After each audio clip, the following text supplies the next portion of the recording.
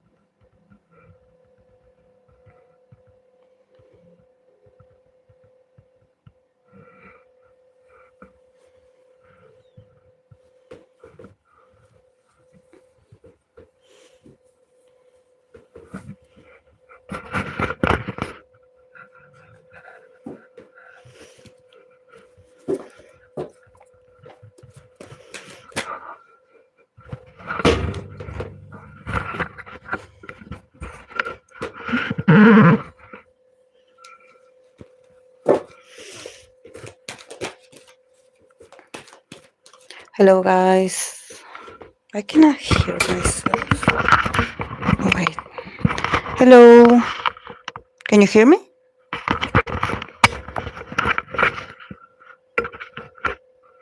Can you hear me? Why is this? Oh my god. I don't understand this arm. It's not helping at all. It's not helping at all. I hate it. And also I place it on the left side, knowing I'm a left-handed. Oh my god. But why is this acting like this?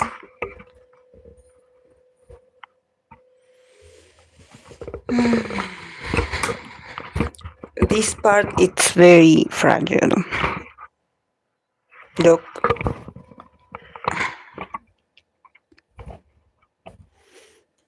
I don't know. Can you hear me well? Or am I too loud?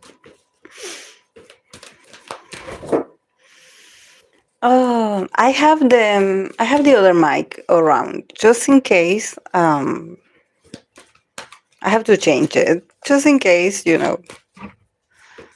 I feel a bit I'm sure about this. Okay. Thank you, Chacharina. Yeah. Just that I don't want to get interrupted. I don't want to get interrupted by, you know, me losing the sound or the mic running out of battery.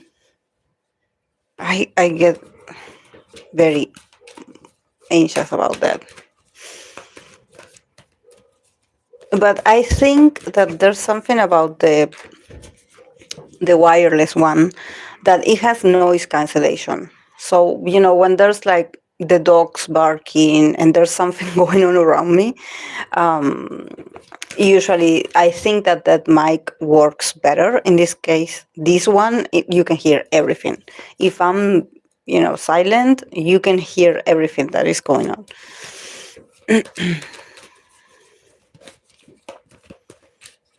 I came running. I didn't know if I was going to make it.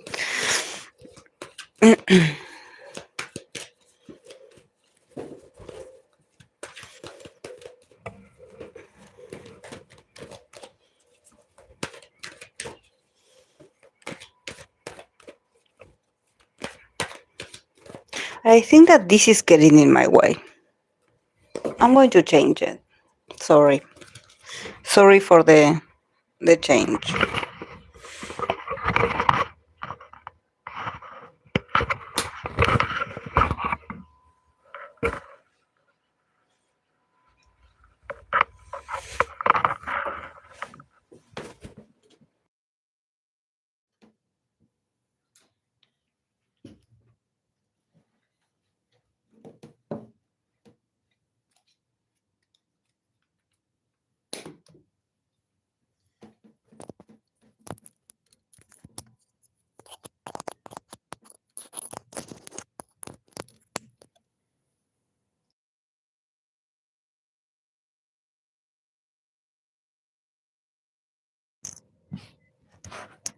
Okay. Can you hear me now? Because I need a space. I cannot, I just, the table is not that spacious, but I get a bit like limited when I have things around me. I think that this method is better.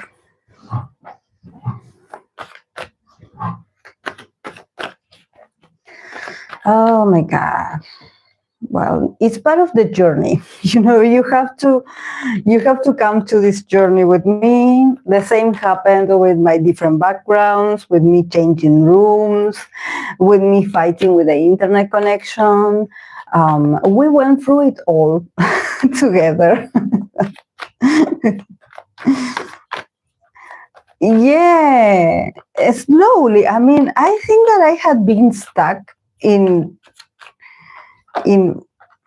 for 4,008, yeah, and 800 for a while. I think that that number got stuck in there, but probably because I wasn't posting that much. I mean, I think that that's why sometimes I create these clips for about a certain reading in the live stream, and I create a video of that, because I believe that my live stream doesn't, and I think that I talked about this with you guys, that my my live stream, like the live stream,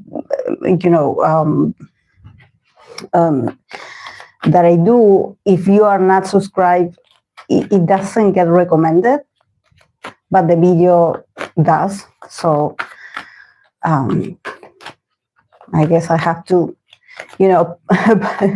publish myself better. I have to work smarter.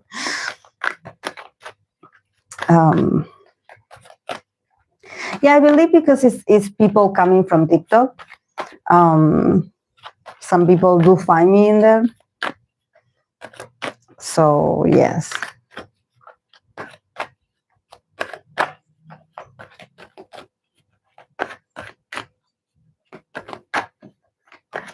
I'm a typical Capricorn. My my growth, which I don't measure my growth when it comes to subscribers. I measure my growth when it comes to I guess like consistency, like seeing you guys that you have been with me when I started. And I think that seeing the same people, or sometimes you guys appearing and seeing some certain names, that I recognize, I'm like, I'm doing well. I have the people that I want in my community. So I'm doing well. So I'm very proud of that. I feel very blessed in that sense. But yeah, if you think about subscribers, I think that yes, I started in 2021 this channel, and yeah, I'm nearly the 5,000. So it's like, when it comes to subscribers, I guess it takes a year for me to get 900 or 1,000. I have been doing this for a while, but I think that I also have been, trying to incorporate new ways of working with what I have. What I do have is the desire and the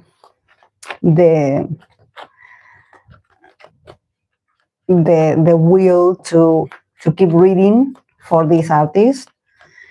And I just had to try to be consistent, and maybe also because I remember when I first started, there's people that they see my videos and they're like, well, this is just an image of a reading. And there were people accusing me, actually, like, why don't you show yourself pulling the cards? There was something about that I know is because I don't have the camera to do so. That's the reality. So this is why I decided to, okay, let's do the live stream so you see me pulling the cards. But yeah, that's what I came up with. That's what I have so far. Yes, we should do it special. It's something special. Yes. Yeah. I don't know. I should make like a compilation of, very, very famous, very, those moments, like the special moments of my journey as a tarot reader on YouTube.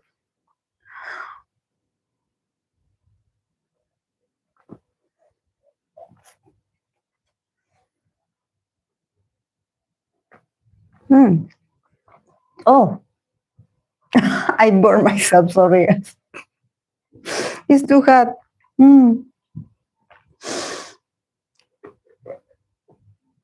Oh wow, I'm going to let it cool. Just that my dad prepared it for me. I was running, getting everything ready, and I just left the kettle on the stove. And my dad, he saw it and he was like, oh, I put it on the cup for you. And I was like, oh, thank you. And I forgot to add a bit of cold water on it. Best of mic dramas. best of the moments where I was talking to myself without no sound. Thank God, I think that the longest that I had been talking without knowing, without realizing that it was off, was this. It was this recent live stream that no one out of you guys of my community were present. So I started. Thank God I was ranting. I wasn't like saying something important about a reading, but it was like 20 minutes, 25, 75, 24 minutes. But I heard, I came across certain, YouTubers or streamers that they had mentioned, and they are bigger, of course, than me, or they had been doing this longer, but they had mentioned something about, having problems with mics through their career. So I guess what I'm going through is not something that that is like unknown. I would always blame myself, and I'm like, why am I, did I buy a cheap version of the mic? Did they sell to me? I had bought once, the first wireless mics that they appeared on the market were these ones that they were like, these large ones. And I remember I got the first ones that it worked very well, but it only came with one. So, but that one, it worked really well. And then I had to change it because it was running of battery. like you notice when it's starting to go bad, when it doesn't last as it should. And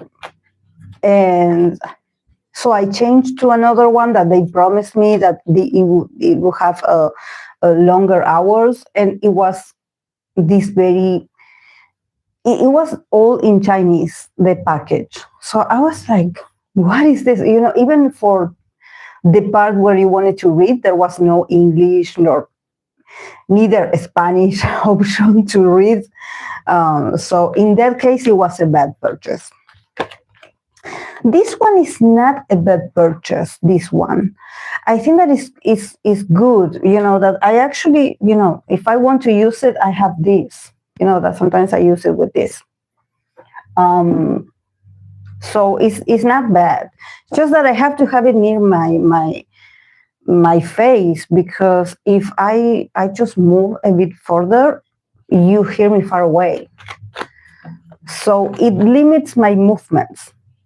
And since I'm someone that, I'm talking, but I'm moving at the same time, I'm very like, I move my hands, I need to touch the cards, I need to, I don't know, I guess I do this, I don't, I didn't realize that was my mannerism while reading tarot. I learned this, because of the videos, because of me watching myself reading. So I started to observe myself and observe, okay, what I do, when I'm concentrated, or when I'm doing a reading, or when I'm pulling the cards, So there's a whole body language, I guess. This is why I guess I get very sensitive about certain things, just not giving me the possibility to be like, okay, I fabrics, the table, the chair, the tarot decks, remember that usually I use these mostly. But I remember I had these tarot decks, and I would use them, that they are super glossy. And I would always complain that every time I want to shuffle them, they would get stuck. The cards would get stuck with each other. And thank God with this deck, it doesn't happen. But this is getting old. This deck it's not old, but it's very much used. I don't know if you can see that there's a bit of, the colors are fading a bit, especially around here.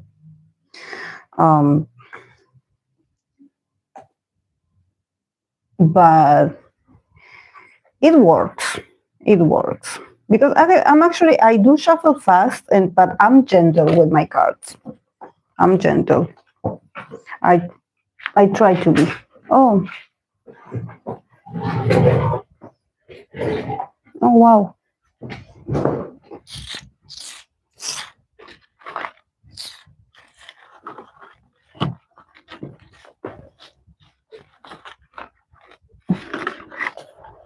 Oh my, I dropped almost all of them.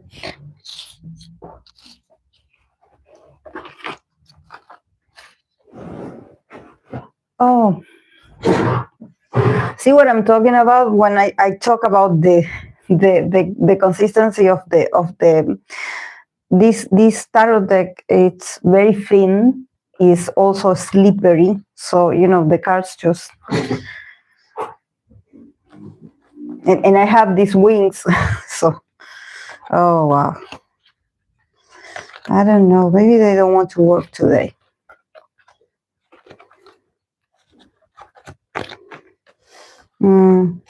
No, they don't want to work today. I'm going to change. I'm going to let them rest, because they are all mixed. They're all mixed up.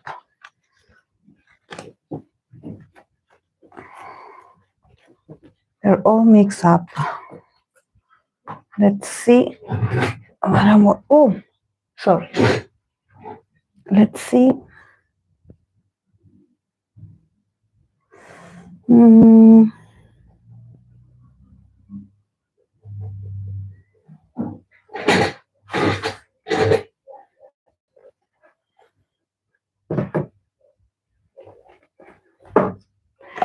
this is the thing with also when I choose, another deck, especially this is tarot as well, to do like a complement of the reading to help expand the reading. And I do have a lot. I have mostly tarots. I do have oracles, but I try to use more tarot decks. But the thing is that I don't have, like, I have some that have keywords, but they're usually in Spanish, the one I own. This is why I always use the sayings that have like English words.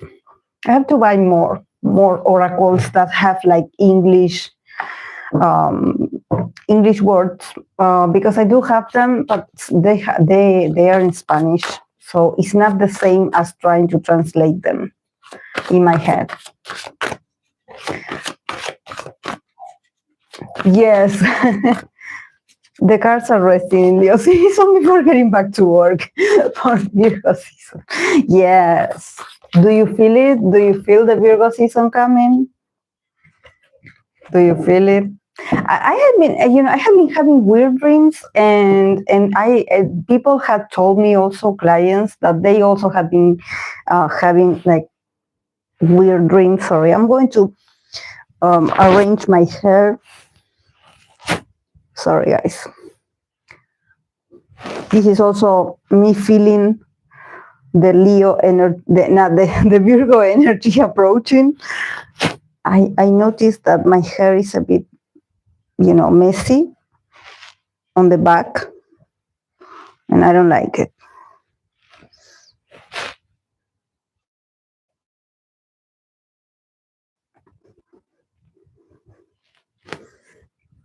Yes, it's better.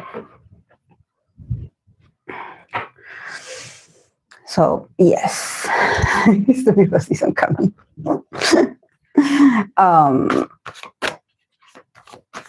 Also, it could be, like this feeling of like I need order. I feel it in my body, so I need order.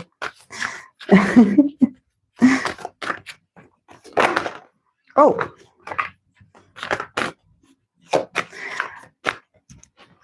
Remember, just in case this runs out of battery, the red flag, please.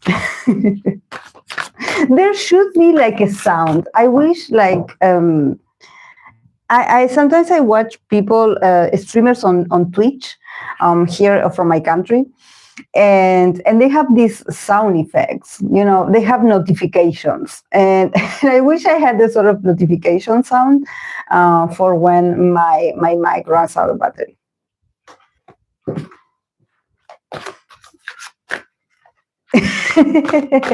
Yes, I think that it starts today. Chacharito, yes, I literally started today to organize. Yes.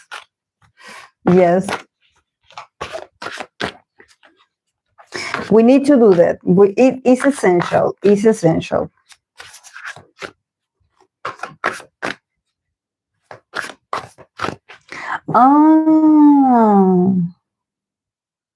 Oh, this interesting. Yes. Oh, my in-ear has to make a sound. Yeah.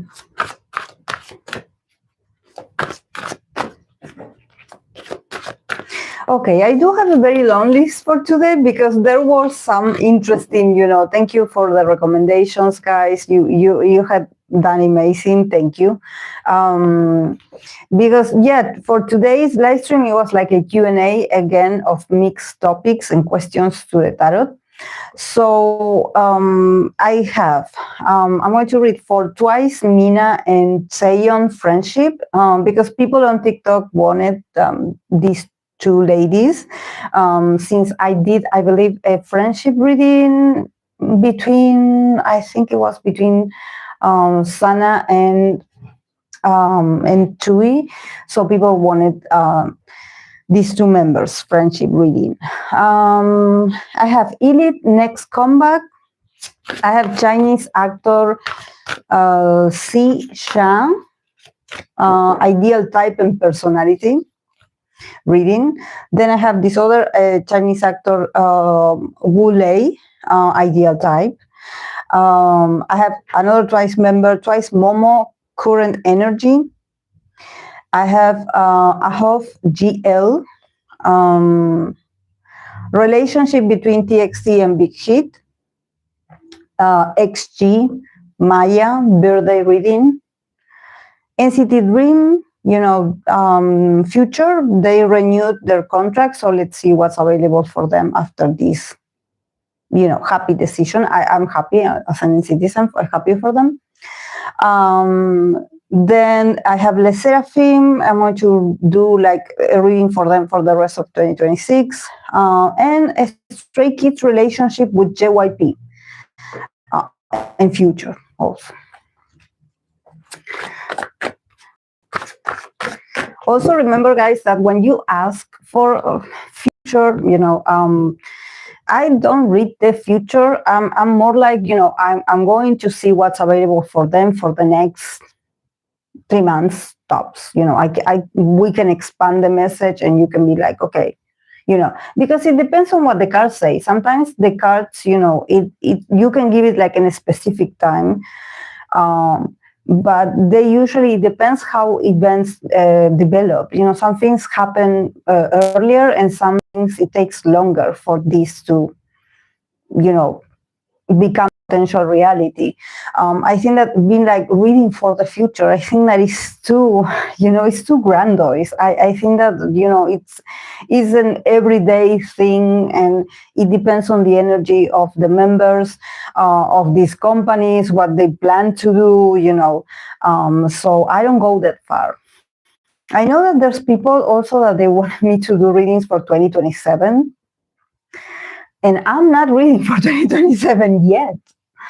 I usually do it, very early, like, before the year ends, I start with the 2027. I would start with them. But I think that, we're still in 2026. So what is the rush? What is the rush? We are still going through a lot of major changing things. There's a lot of things happening in this, in K-pop, K-drama, C-drama, in these environments, there's a lot of energy moving. And so, we have to accept that, this is their life and this is how they are functioning in this reality of theirs. So it's not so much like, okay, yeah, I said this a week ago and like, okay, what's next? What about the other 3 months? Like, let's calm down, let's just wait, because I will be reading for nothing if you are so like eager to hear what's next, because the readings overlap themselves if I don't let time pass.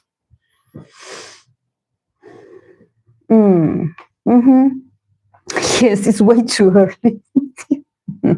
It's way too early.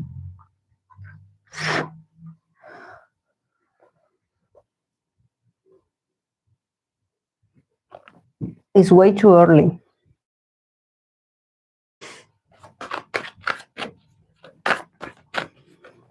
I think that we should calm down a bit. I understand. But we also have to take events, situations, how things develop, in these people's lives, career. It is what it's supposed to be. This is a job for them. This is their, probably, yeah, it's a very important part of their lives. But it's, some things are not up to the guys or the girls or the women, some things it's just like work. It's work. Sometimes you have a lot of work and sometimes you don't have much.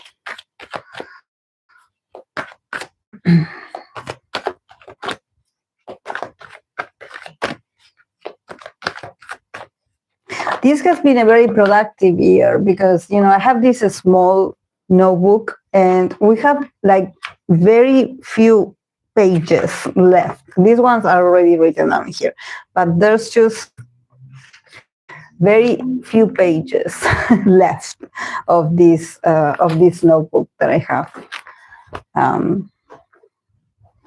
I have been collecting a lot of notebooks for my tarot readings, so I'm super happy because when I used to, work, for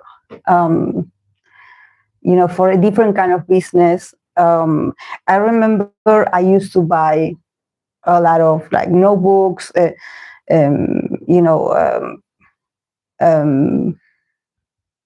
it notebook? Is it an English notebook? And I will have also different like I don't know how to say it in English, but I did buy the agenda of the year, like they would say like 2020 something notebook with the calendar and everything. And I swear, like since I was super busy and always running, I would never use them. So I would spend the whole year being like, oh, look, this beautiful notebook or this beautiful notepad, or,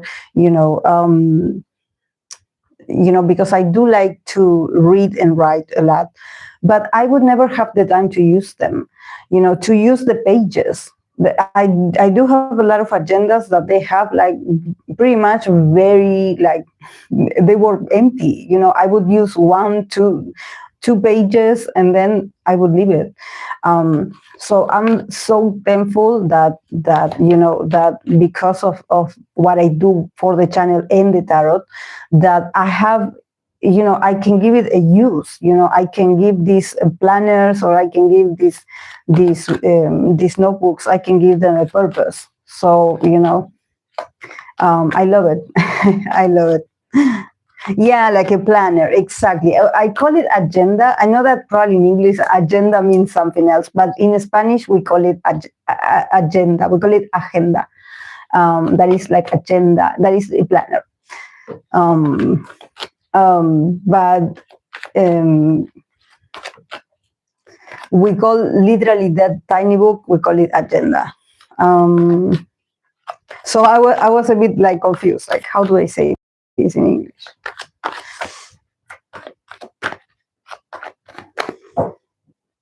But this is why I think that this channel has given me not just experience, but it has given me the possibility to use what I have. And for this, I'm incredibly,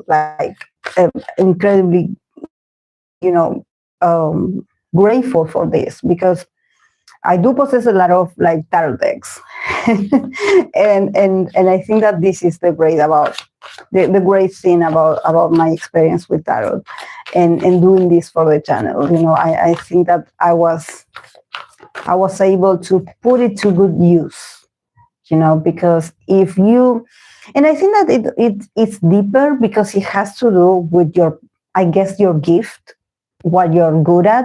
It's just that you usually don't have the right environment to develop your gifts,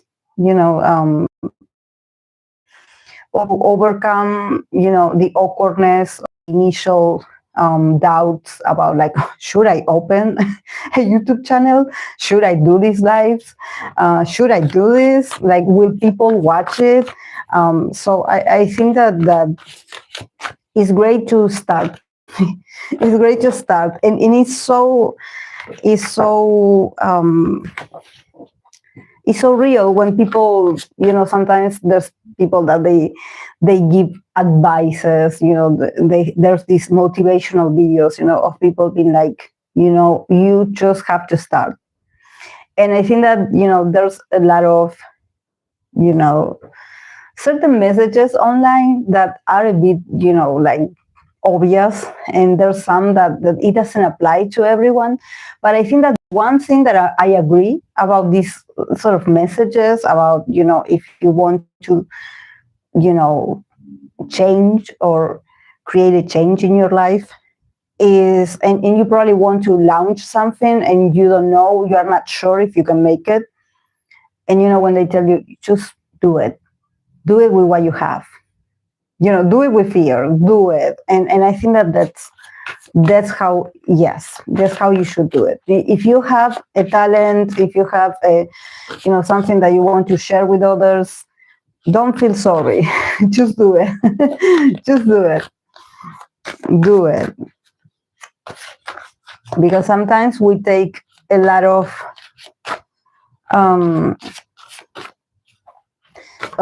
time worrying about, like, is this good enough? Am I good enough? And sometimes, people they don't see what you see. And I think that this is super important for the season that we are about to enter. And I have the devil in here. So I think that is our obsessions. Do not get so obsessed with yourself in the sense of, where I can feel the Virgo season, now that we were talking about Virgo season. So let's not get obsessed with perfection. Let's not get obsessed with small details. Just make it work. Make it work. Just go and do it. And don't think about, like, oh, well, I should have done this. I wish things were different. I wish I was better. I wish I was, you are what you are now. You can change, yes, but just, just accept yourself in all your different, circumstances, because we always have the chance to do better, but don't get stuck, with, like, oh my God, this is not good enough. Because that's toxic, and then we cannot get out of this, overthinking. We cannot get out of this. Yes, you have to start, to get better. Just start. Just start.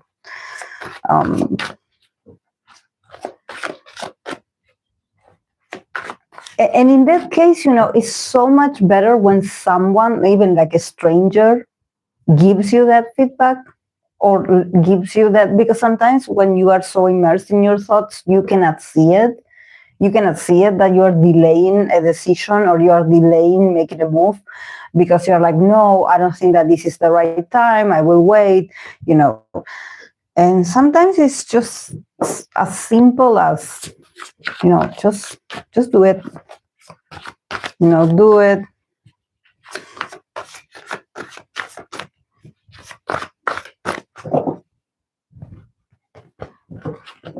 Okay, I'm going to start. I always forget to bring my glasses, and then I complain that I cannot see a thing.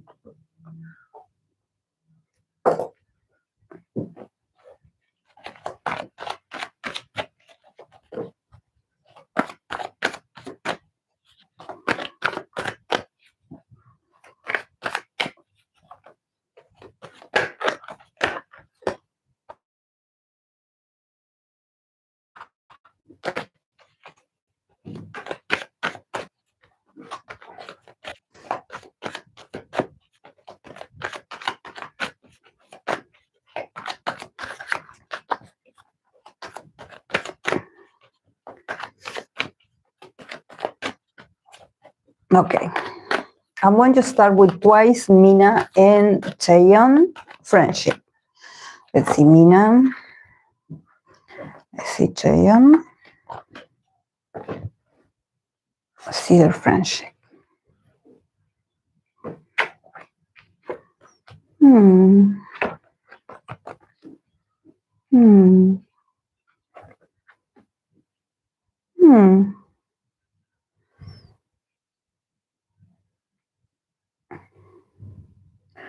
Both of them are very sharp when it comes to what's on their mind. I think that their friendship, it has to do with honesty. Sometimes it's a very raw, honesty, but it is what it is. I think that these are very tough ladies, in the sense that they went through a lot, and they probably had matured together. So I think that they tell each other how they really feel. This is my point of view, this is what I think about this, I'm not perfect, but this is what I see. I say it the way I see it. I think that both of them are very honest with each other. There's a sense of, they're very different, but there's something about the way they say things that probably is very similar. It's just that their execution may be different, but I think that they kind of mirror each other. It's like if they will tell you things, they will tell you the truth about certain things. They don't sugarcoat things. From Mina's part, we have the 5 of Pentacles and we have the Queen of Wands. And then from Chaeyoung's part, we have the 4 of Pentacles and we have the Knight of Swords. And for their friendship, we have the King of Swords, that it says grace under pressure. Grace under pressure. So both of them feels like almost, like, even though I have a queen from Mina's part, it feels very masculine, like a bit authoritarian, I must say. Because they went through a lot of challenges. So the King of Swords, that it says grace under pressure. There's something about them going through a lot of challenges, and probably, they are not the only ones in Twice, that they went through this. But it seems like the girls are very strong. And the way they communicate, or the way these two interact in these moments or this period in their friendship, it feels very like, tell you like I see it, even if you don't like it. I'm very honest. In the case of Mina, I think that Mina, it's very prideful. We have the Queen of Wands, so she has a bit of, I think that you have to be very careful how you say things to her, because underneath this radiant Queen of Wands, we have the 5 of Pentacles. So this is someone that probably in the past, she struggled with self-esteem, or with her image, or with the way, feeling a bit a bit left out, feeling a bit different. Her experience, probably had been also very tough, very, like, I went through a lot, But the Queen of Wands is still standing, the Queen of Wands is like, yeah, but I will show up and I will look my best, or I will have this attitude of like, I'm proud of myself. Even if I have scars, like, I'm proud of myself. I'm proud of even my battles, or the moments where I didn't trust myself, I didn't love myself enough, So I think that she probably still has, that part where, yes, she can be very sensitive, but at the same time, she's still a very strong, a strong person. And I don't know if she's older than Chaeyoung. Probably she is, because, she's here as a queen. So there's a bit of authority, like, you have to be careful with Mina about how you say things, because she can get offended. Because the Queen of Wands, they have an ego, they have a sort of like, they are strong, but in the case of Mina, it's like, yeah, I look strong, but at the same time, I'm fragile. So be careful to not hurt my pride, because she can be prideful. So I think that she's like, watch it with me. Even if you want to be brutally honest with me, I will take it, because she's strong, or she's able to take it. But at the same time, she's like, whoa, I'm a queen. So, respect me, like, respect me, please. Because she has a strong temper as well, strong character. In the case of Chaeyoung is super stubborn. I know she's a Taurus, and I can see it with the 4 of Pentacles here. The 4 of Pentacles and the Knight of Swords. I think that Chaeyoung is, it can be very erratic, her behavior from time to time. Maybe in her relationship with Mina, there's something about her being like, well, I also went through stuff. Like I also went through, I'm also surrounded by chaos. I also have my character, or I have my mood swings, but she is a bit, stubborn. I think that she is stubborn, but she doesn't see herself as stubborn. I think that she sees it on others. It's like, oh, well, you never change. It's like, oh, well, you're always, if you think like this, you will always be stuck in the same place. I think that she's the kind of friend that she's like, well, I know that you said this to me, or you're telling me this, but can you please cut it? Like, can you please just not be like this? Do not hold grudges, or just like move on. And I think that there's something about her somehow fighting her own, her own mirror, because I think that, maybe if she sees that Mina is being stuck, if she sees that Mina is stuck on something, it's like, well, maybe you should move on. She's like quick to give you that answer, like that very sassy answer, like, well, if you don't like it, just change it, and I think that it's not that simple. Of course, it's not that simple for a lot of people to just change, just change your perspective and you feel better, you will feel better, and I think that there's a bit of, a very rapid mind, very, sharp, she's like the kind of person that she's like, well, just change, just get out of there, just, don't be like this anymore.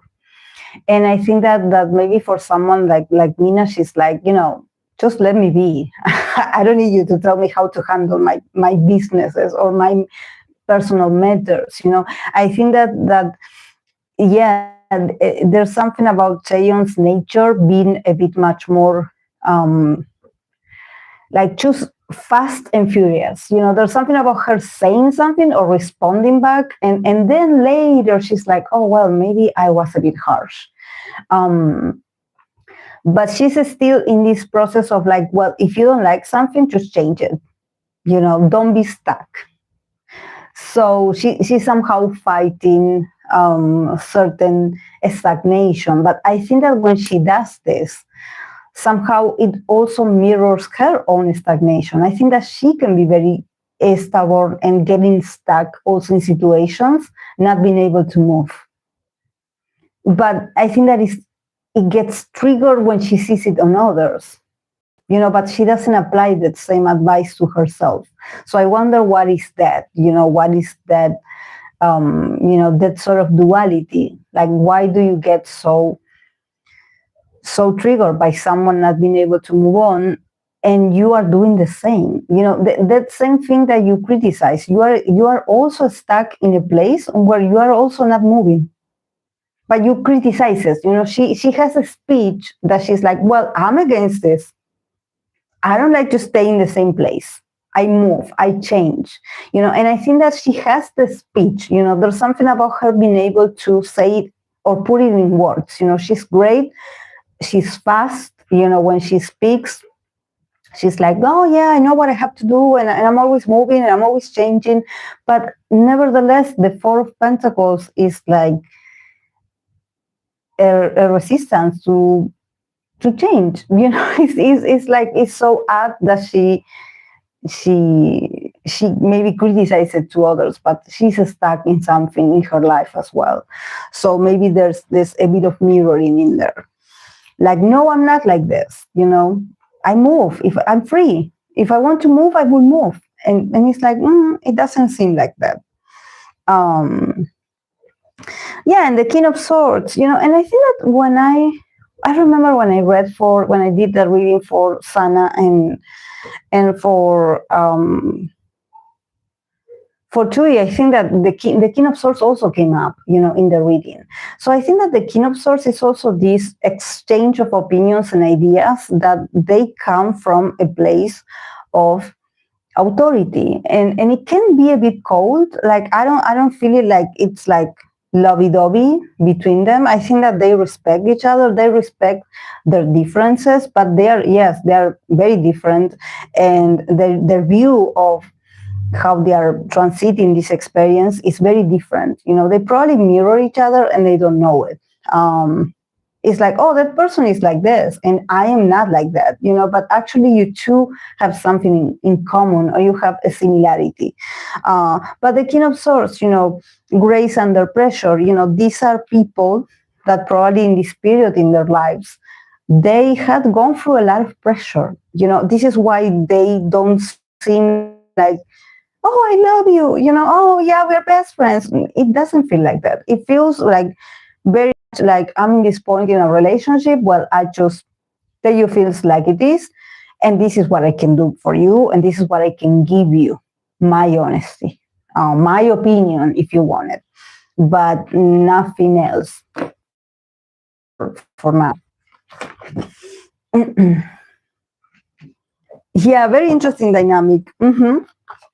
Yeah, I think things are very sharp at the moment. You know, things are like it's like maybe they needed the vacation. You know, they're like it's cool, it's good to be with you, but at the same time, I kind of need space. It's not personal, but I need space. It feels very sharp. You know, like very much like them. You know. Protecting their autonomy and be like, well, I am like this. This is my character, you know.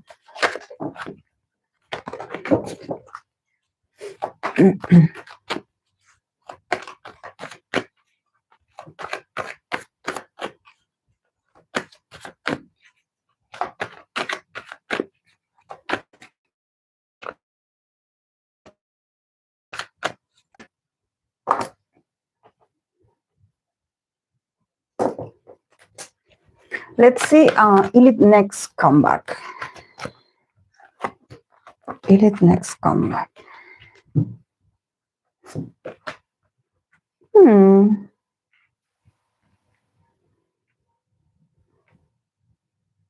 lot of pressure. I mean, they start feeling pressure. A bit unsure. Was this comeback somehow announced out of the blue, this comeback? Because it feels like they are putting extra hours. Like this is something that it feels like overwork, like out of time, something like this. 10 of Wands, 2 of Swords, Ace of Pentacles, and 6 of Pentacles. I mean, it's going to be a success. It's just that it's going to be okay. You know, like, okay. Like, and we have the 3 of Cups, that is as community. So I think that, yes, for the girls as a group, you know, and their dynamic, and then maybe, yes, getting stronger and stronger with the dynamic as, you know, as this group, I think that they have a good community. They probably have, you know, a good fandom, you know, they are getting, you know, this is our, like, you know, experiences that they are accumulating to become stronger as artists and as individuals as well. I think that this is, I don't want to say this is like a trial period, but I think that this is about them slowly like overcoming and getting better and better. I think that the result is going to be successful, it's going to be well received, but it's not going to be like, oh, wow, like, it's going to be, you know, what people expect them, you know, a success for, you know, what they are promoting or what they are giving to the audience. It's going to be well balanced, like well measured. Okay, the efforts that they put is going to be, you know, a sort of reflection of what the audience is, how the audience is going to react to them. It's going to be very fair, very balanced, just very cordial. I must say, very like respectful even, but they're building a community. You know, I see it here with the Three of Pentacles, Three of Cups, sorry. So I think that for them it's not so much about like, we want to collect success. It's more about they want to build their community, or they want to be the community if they are having, if they have this, they have their fandom. You know, it's about them asserting their identity, and this is the journey. You know, starting with the Ten of Wands and the Two of Swords, definitely the making of this comeback, or of this, you know, these that they're about to release, it feels a bit rushed, and it feels like it's tough, you know, for the girls. It's tough, maybe physically, not so much like financially. I think it's not like the company's like, oh my God, what are we going to do with Illit? No, it's more that there's a bit of indecision in the execution of this comeback. You know, like, okay, it's all or nothing. It's now or never. Somehow it's like this. It feels like, wow, you expect me to do all of this now in this short period of time? Okay. The communication can be a bit ambiguous, you know, the way they tell the girls, you know, how things are going to be, that the girls, you know, initially they can have this sort of fear still, like, okay, how are we going to do this? You know, I don't see anyone guiding them neither, so probably they are being kept in the dark still about certain managements or certain decisions. You know, they are just being, you know, they are the last ones to know how this is going to go. So they're like, oh well, okay, I guess it's our moment. Okay, we're going to do this. Okay, you know, and still feeling a bit lost about, you know, what is, you know, required out of them. You know, I think that they still are a bit confused. There's a lot of work. There's a lot of pressure as well. You know, they feel super pressured. You know, maybe people have like high expectations about them. They're like, well, you know, we wanted this of you. So they sometimes are like, well, I don't know how this is going to go, but it's going to go really well. It's going to go really well. Ace of Pentacles and 6. It's going to go as it's supposed to go.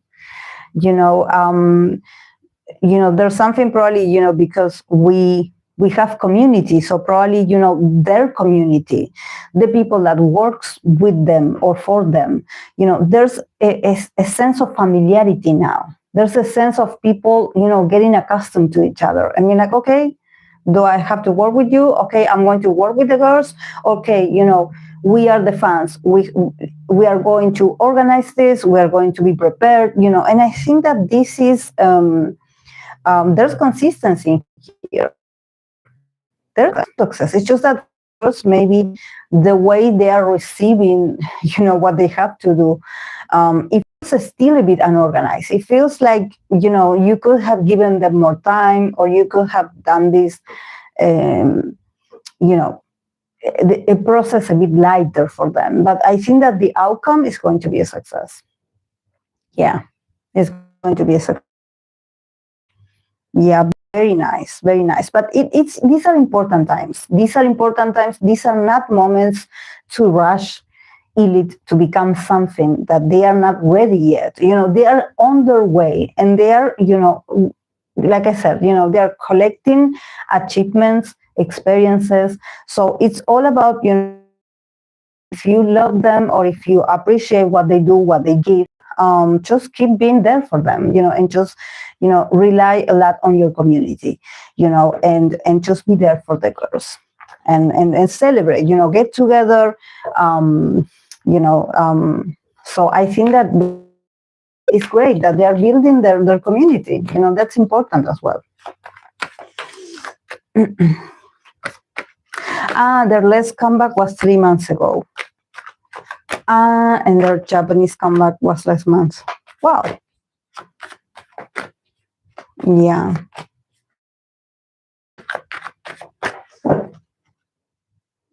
But it's important that they have the Ace of Pentacles is important.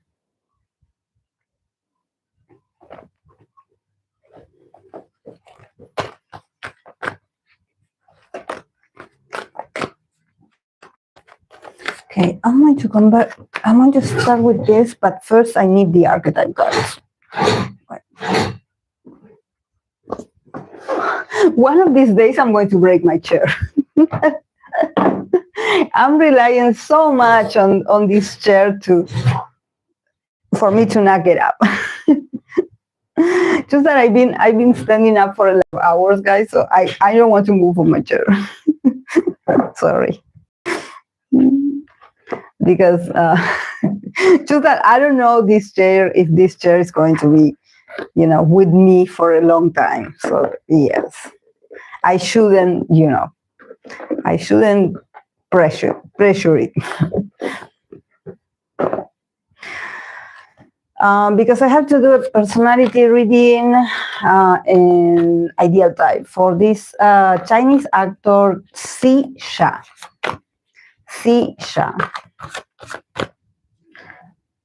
Chinese actor Sha.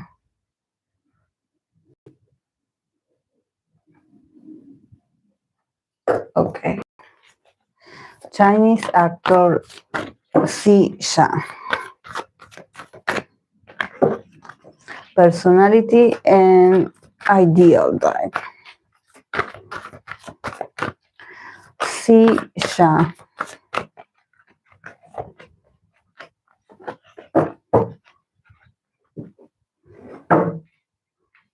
An ideal.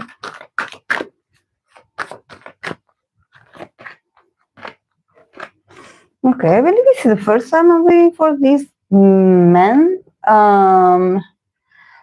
Sha. Okay.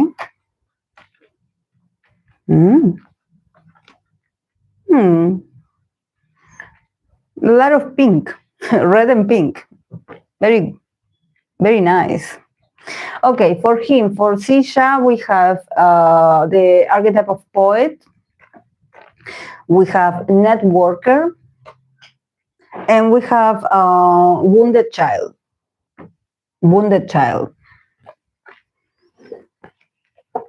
For his ideal, we have the 7 of Pentacles, we have the 9 of Swords, and we have the Knight of Swords.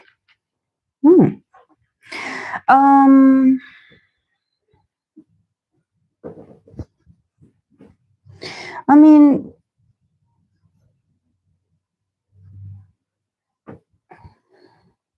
he's very, very soft. There's something, with the poet archetype, there's something just very,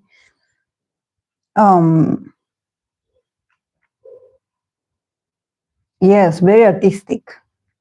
Very artistic. Really good with words. It's giving me Gemini. Really good with words. Like everything he says, I don't know, is he a singer? Because if he was a singer, his voice would make a difference. Super romantic as well.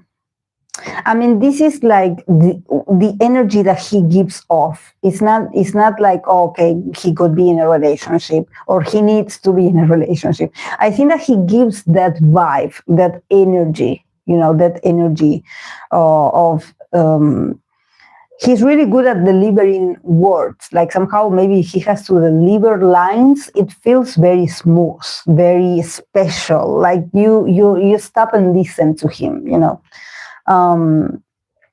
networker also, that he probably knows. I don't know how long he has been in the industry, but with networker, I think that he's really good at creating connections with people. Also very communicative, like very social, I must say, very social, very charming. Yeah, and wounded child.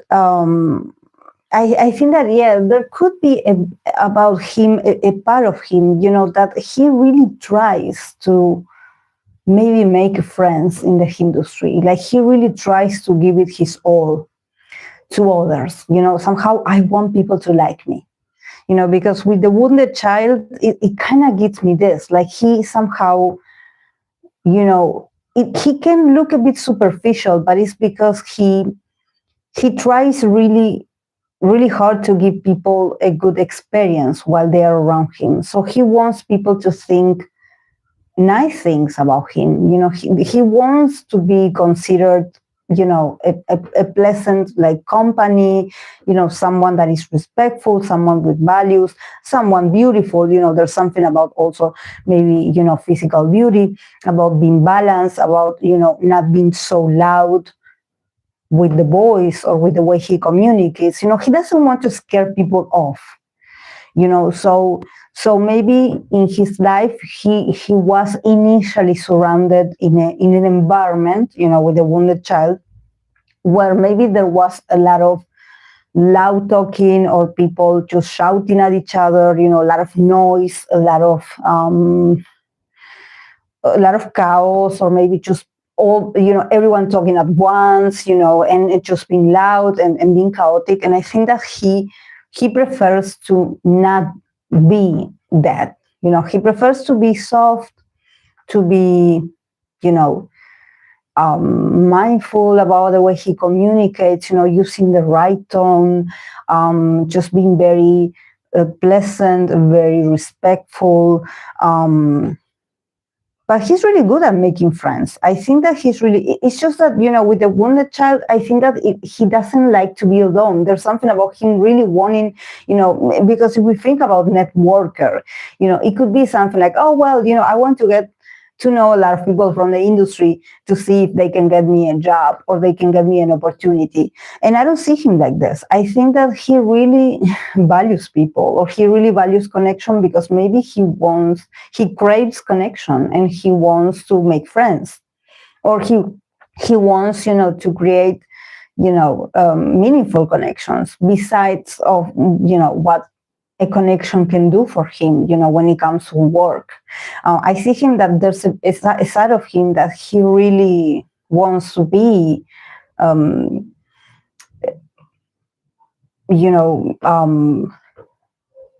appreciated.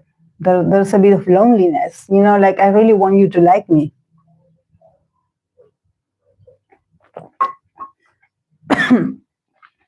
About his ideal type. Sorry, guys, I cannot see a thing. I should get my glasses.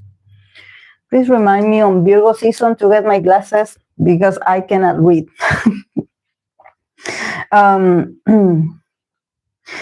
About his ideal type, well, we have the 6 of Pentacles, 9 of Swords, and we have the Knight of Swords. So a lot of swords also, again. So see, it's giving me like, I don't want people to shout at me. My ideal is someone that is not this, because I get headaches. I get a bit on the defensive when I see someone that is super loud. Please don't shout.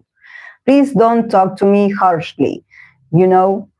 Like, just don't, just lower your voice, please. I think that there's something about him really being affected by how people talk to him.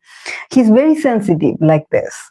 But yeah, I think that and also I think that he needs silence. So I wonder if he has a bit of social anxiety. If there's something about him getting triggered about people just going at his way, or trying to get in his way, because the Knight of Swords is pretty violent, especially when it comes to communication, like shouting at him or wanting to get his attention, or just, maybe even online, just mentioning nonstop. He feels like, oh my God, like, I don't like that. He just wants to be peaceful. He wants to live a peaceful life. With the 6 of Pentacles, that this is, because I don't see a person, but I think that he wants, basically he wants equality in a relationship. He wants a fair give and take in a connection. It's like, okay, I have this to give in a connection. So I would expect the other person to bring the same to my life. It's just that I don't think that he's in the right moment, even like I must say mentally, to be like, oh, my ideal. Because I think that there's something, unfinished, something that is not over, that maybe has to do with messages or people talking about him. It could be rumors about maybe a former partner of his, or I don't think that it's like confirmed, but there's something about people talking about him and maybe just not being so nice about this, or about his, romantic nature, if he's dating, if he's not dating, so I think that he feels a bit troubled about this and a bit trapped mentally. So, thinking about an ideal, I think that he's not in the right mindset in the moment. It's just that he wants fairness. He wants fairness, he wants equality. I think that he also is serious about relationships. For him, it's like, okay, again, like a networker, what I can do for you and what you can do for me. It has to be, fair, balanced. It has to be, done at a certain pace as well. He doesn't, I think that this is a man that you cannot overwhelm him with attention because he freaks out. He's not like, okay, I'm going to show my whole character. He probably, likes people that are simple, that they're not so loud, that they're not so flashy. He's like, let's keep things decent and organized. So yeah. So he's like, please silence. Please silence. Don't be so harsh. Like, don't come so strong. Like, I don't like it. Please, let's lower the intensity. Lower the intensity. But it's just that maybe, yeah, he's so, with the poet archetype, maybe he's so charming or he's so, lovable that people just go crazy over him. People lose their cool in front of him.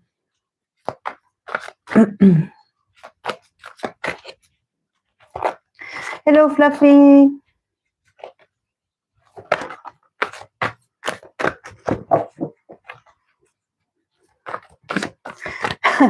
Yeah, he should come with the label of fragile because, yeah, he he's super nice. It's just that he needs his moment. This is not a man that you can push. He doesn't like it. He doesn't like people to be in his face, or his his energetic field. He's like, can you please, can you please just get a bit farther away from don't stand in my personal space. Okay, I'm going to continue with wait, then I forget the time.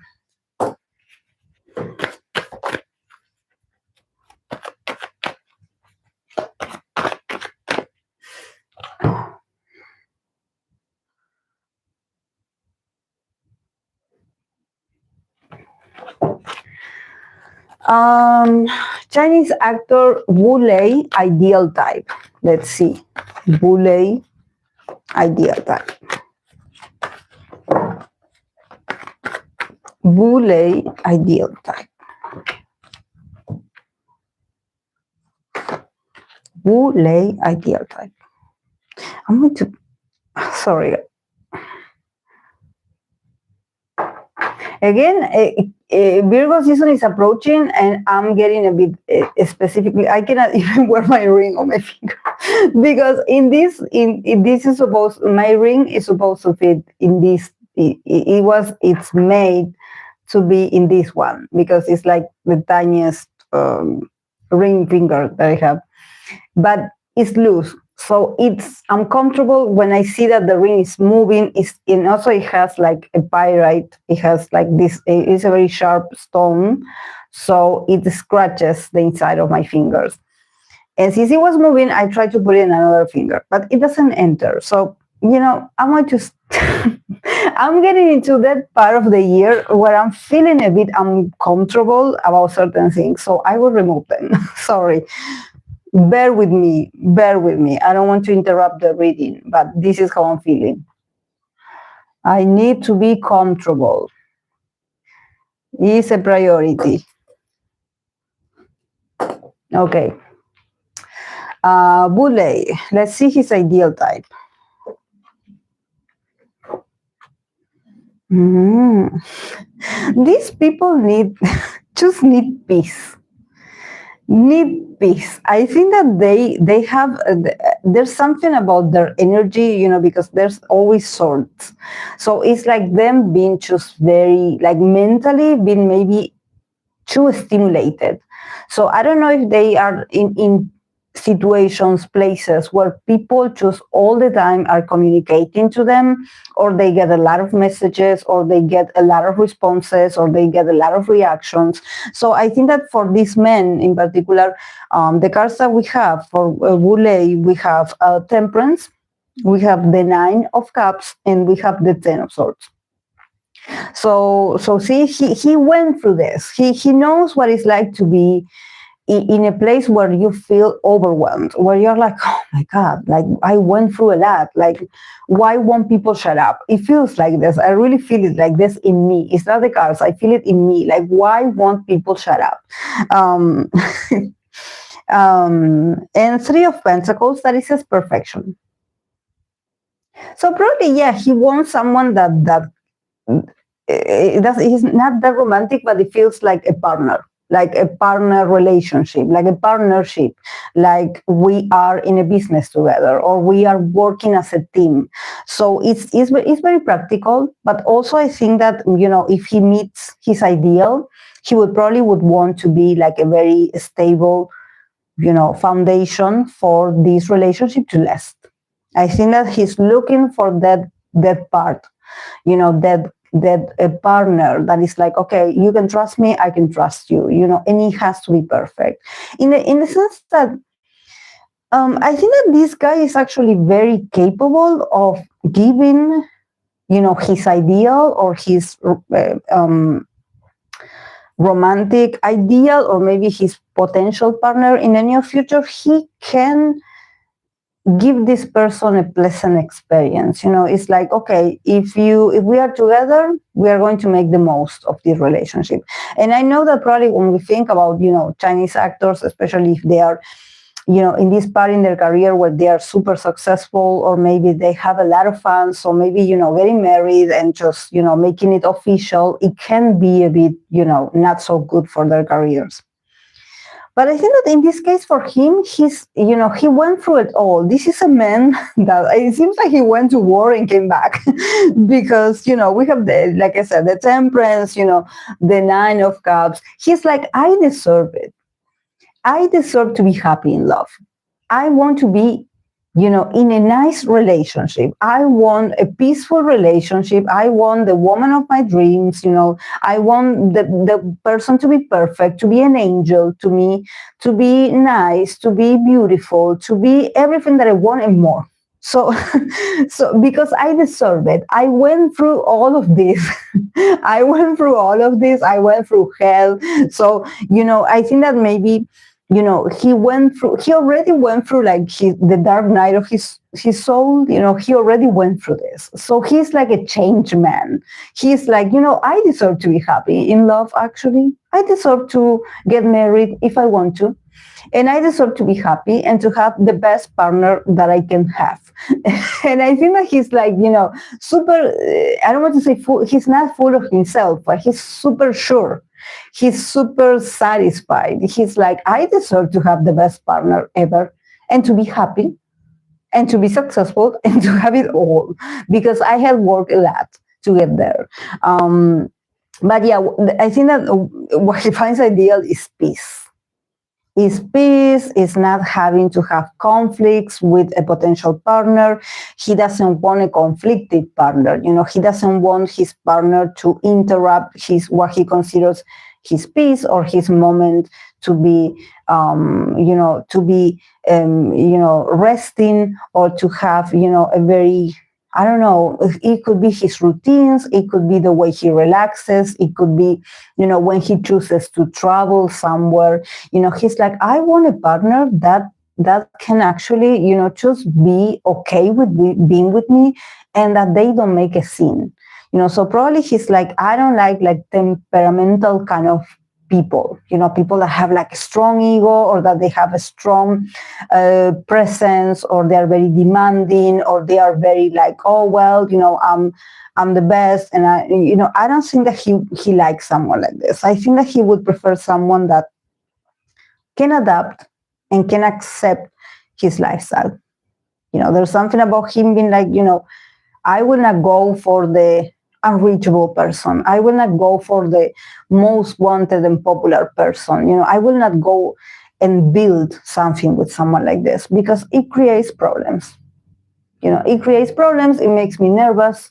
I don't know what to expect of them. Sometimes they like me, sometimes they don't. Maybe he went through this. Maybe he had like a sort of chaotic relationship with someone, and he's like, I don't believe in those things that you have to be, the opposite of each other and you're going to make it work. He's like, no, no, I don't want to fight. I don't want to argue. I don't want conflict. I just want a nice partner, a nice person, simple, very kind, very giving, just nice, but also, someone that is like, he doesn't want to waste people's times, with the Three of Pentacles. He's thinking about collaboration. Like, okay, what I can give you or do for you, even financially, if I have to help you, I don't care, we can unite our forces and just make the relationship work. But for him, it's serious. For him, it's serious, definitely.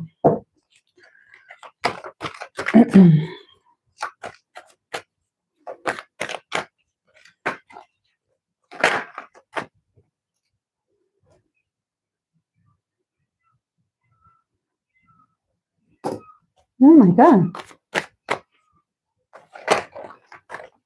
Is there a cat? It's not my cat.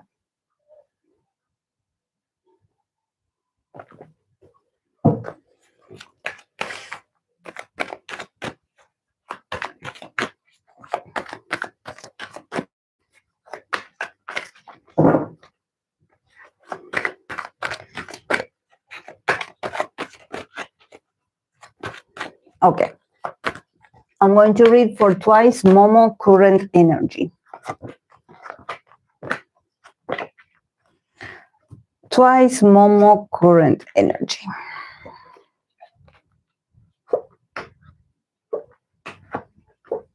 Again, this King of Swords for the twice members. So who is this man? Because I don't think that it's like JYPE. I know that JYPE is not, is not involved like this, but could it be a lawyer? Because, for the other girls, when I pull cards for them, the King of Swords came up as well. So the King of Swords is like, it couldn't be that these idols nowadays, they do meet with a lot of, maybe people that are more experienced when it comes to law, contracts, and everything. Yeah, Eight of Pentacles, apprenticeship. Yeah, I think that, does anyone know if she had like renew? What about the other members? Because, yeah, Five of Pentacles, the Hierophant for Momo, King of Swords, Ace of Wands, and Eight of Pentacles. This is apprenticeship. So she's going to continue working. I mean, she is a perfectionist, artist, It's just that, we have the Hierophant. For me, it's the company card. So she definitely comes from a very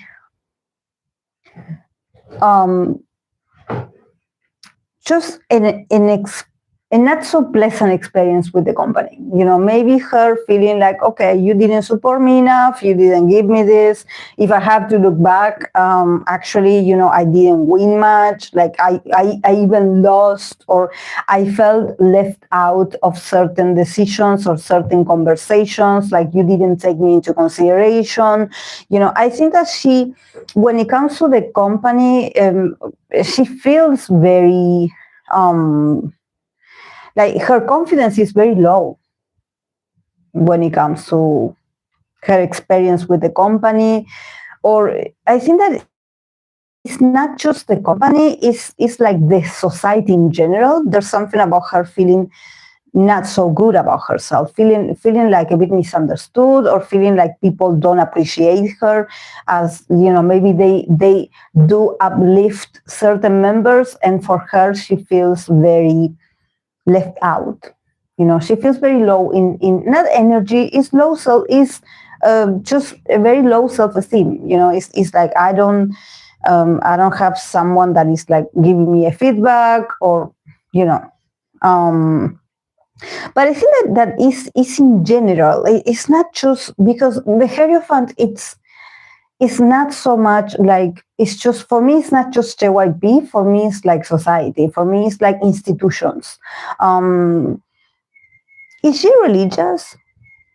Or is she part of a religion? Because I feel like it's like a building, like when you go to, maybe it's like a school, or it could be like, a church or something like this, where she feels left out. She feels like she doesn't belong to the places that she enters. There's something about her feeling like she's not fully accepted. There's always a flaw about her, or maybe, the feedback that they give her is that she should be more like someone else, and there's a bit of conflict with that, because she's a bit lost also about her identity, because maybe there's other members that they had achieved maybe more like a growth, or a sort of respect, a sort of respect that I think that for Momo is like, I never get that respect, especially from men. It could be men as well.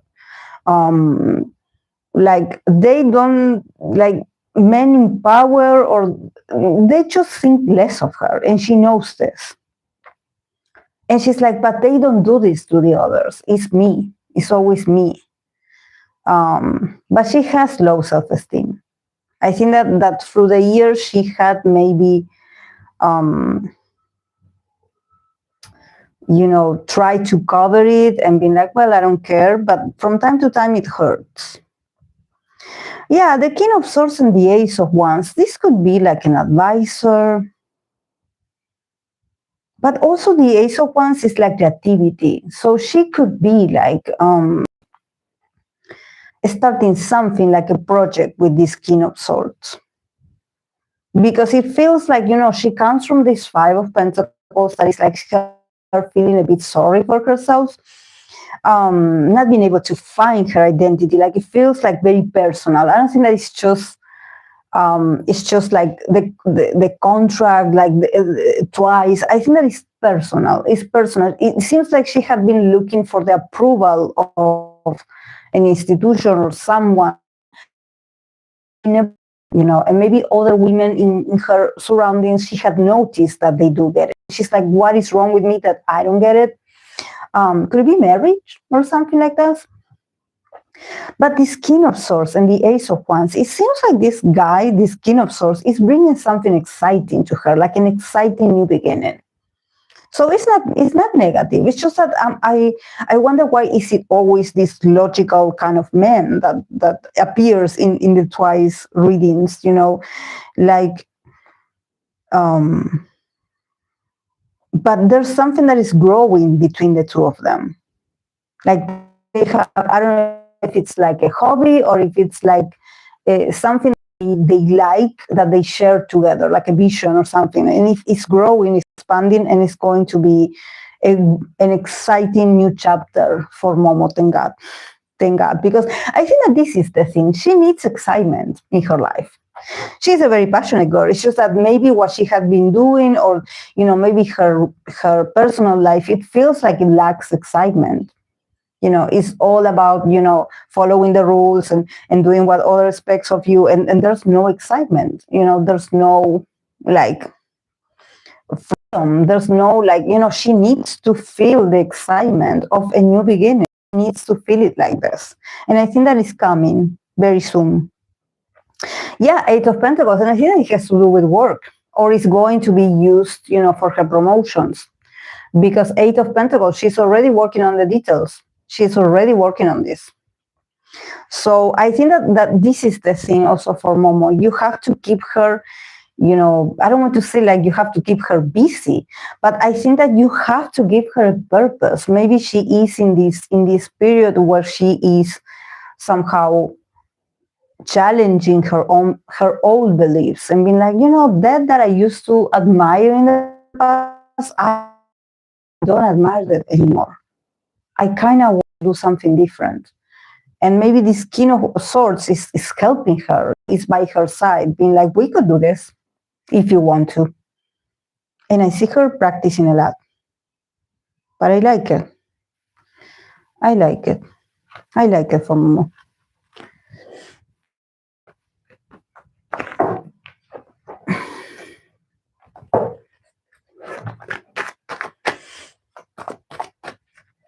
Apparently, it's currently still uncertain whether the renewal or not.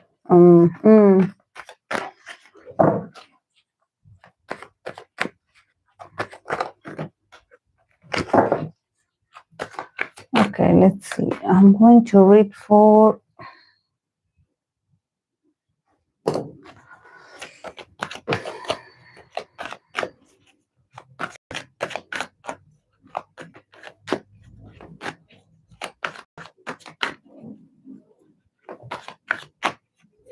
I'm going to read for Ahof JL. Ahof JL. I always want to call them Ahof, but I think that is Ahof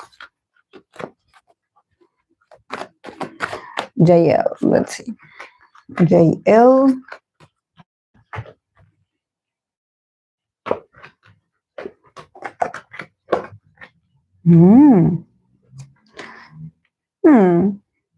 Out of major arcanas. Things are moving for him. I like it. Are they having a comeback? Wheel of Fortune, Knight of Pentacles, the Emperor, and the Lovers. And we have the Justice, that is as balance. I like it. I like it. He's moving towards a new goal. And also his luck is changing. His luck is changing. Thank God. His luck is changing. He's also becoming more assertive, more like the owner of himself, or maybe it's more like the owner of his own style, because it has to do with improvement, with advances in his career, in his economy, in his, in this sort of part of maybe adulting and becoming more responsible. I think that he is a man, he's a young man with a vision. He knows where he's going. He's ready. He's like, I know I have to work hard and probably it's going to take me a while, but I'm going to get there. I'm going to become my best version, or I'm going to become more popular, or I'm going to be more ambitious, or I'm going to be more relentless. There's something about him just not wanting to wait anymore. So could it be like an individual activity for him? Because it feels very much, with the Emperor, it feels like, very much like I have to own this. I have to, be more assertive. I have to look at people in the eye, and be a bit more dominating even. And we have the Lovers that it's also like, yeah, you can be very dominating and everything, but you also have to remain sweet and open to play with different characters, play with different options. Don't just get stuck with one option. Be open to negotiations. Be open to see what's good for you and your group and yourself. Try to find a balance between, your own desire and what is good for the group, what is beneficial for the group, and just always remain, kind. The Lovers is like always remain, approachable, seducing, seductive. I mean, with the Justice balance, it's giving me Libra energy. Libra energy. It's like the Lovers, the Justice. It feels like the cards are like, don't, you're going to advance in your career. Just don't get too cocky. Don't get too like, oh, I done well. Oh, this is going well. Like, things in this business or in this industry are very unstable from time to time, So he has to make the most of the opportunities that he has. He has to show himself. He has to show that he's ready for challenges, for new opportunities. But he also has to be balanced. He also, has to remain like, just like don't get attached to an attitude. Don't get attached to a concept. It's like you can become anything that possibility or new challenge demands of you. It feels like also Libra season very important for him, but just remain pleasant, also remain pleasant, playful, but he's super sure. He's like, I don't know what happened to him, but I feel he's like, it seems like the wheel of fortune started to spin, finally, because it was stuck months ago. And now it's finally working. So he's like, here I go. Here I go. He's very ambitious as well. He's very ambitious. He probably also needs the money. Maybe it's for the group. It's. I think that is for a bigger cause. But he's looking really, really prosperous himself. He has a good attitude.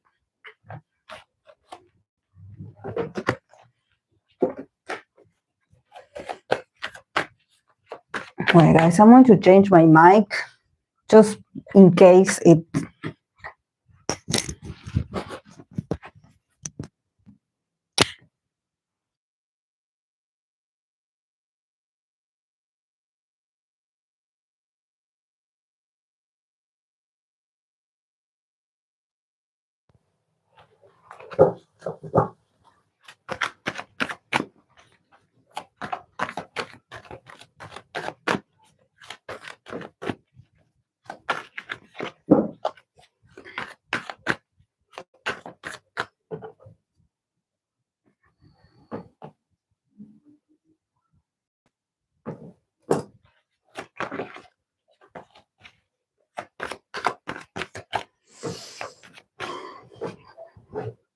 Okay.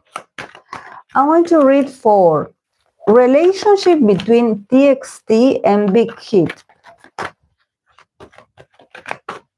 Relationship between TXT and BigHit Entertainment. Let's see, TXT, BigHit, the relationship.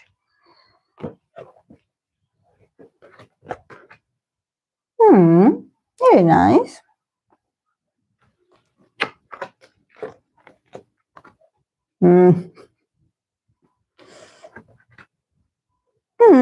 Nice, nice, nice. We can complain all we want, but I think, we have the sun card, among TXT and BigHit. So finally, probably the guys are going to shine very much and have good fortune in the near future. When it comes to the relationship with BigHit, I can see that there's more planning about like, okay, what they are going to do for TXT, and like, okay, maybe more promotions, maybe good things, but the guys are also, are doing so well. Like, I see a lot of pentacles and I see a lot of brightness, a lot of yellow. So things are super positive between, TXT and BigHit. So yes. From TXT perspective, we have the Seven of Pentacles, we have the Strength card, and we have the King of Pentacles.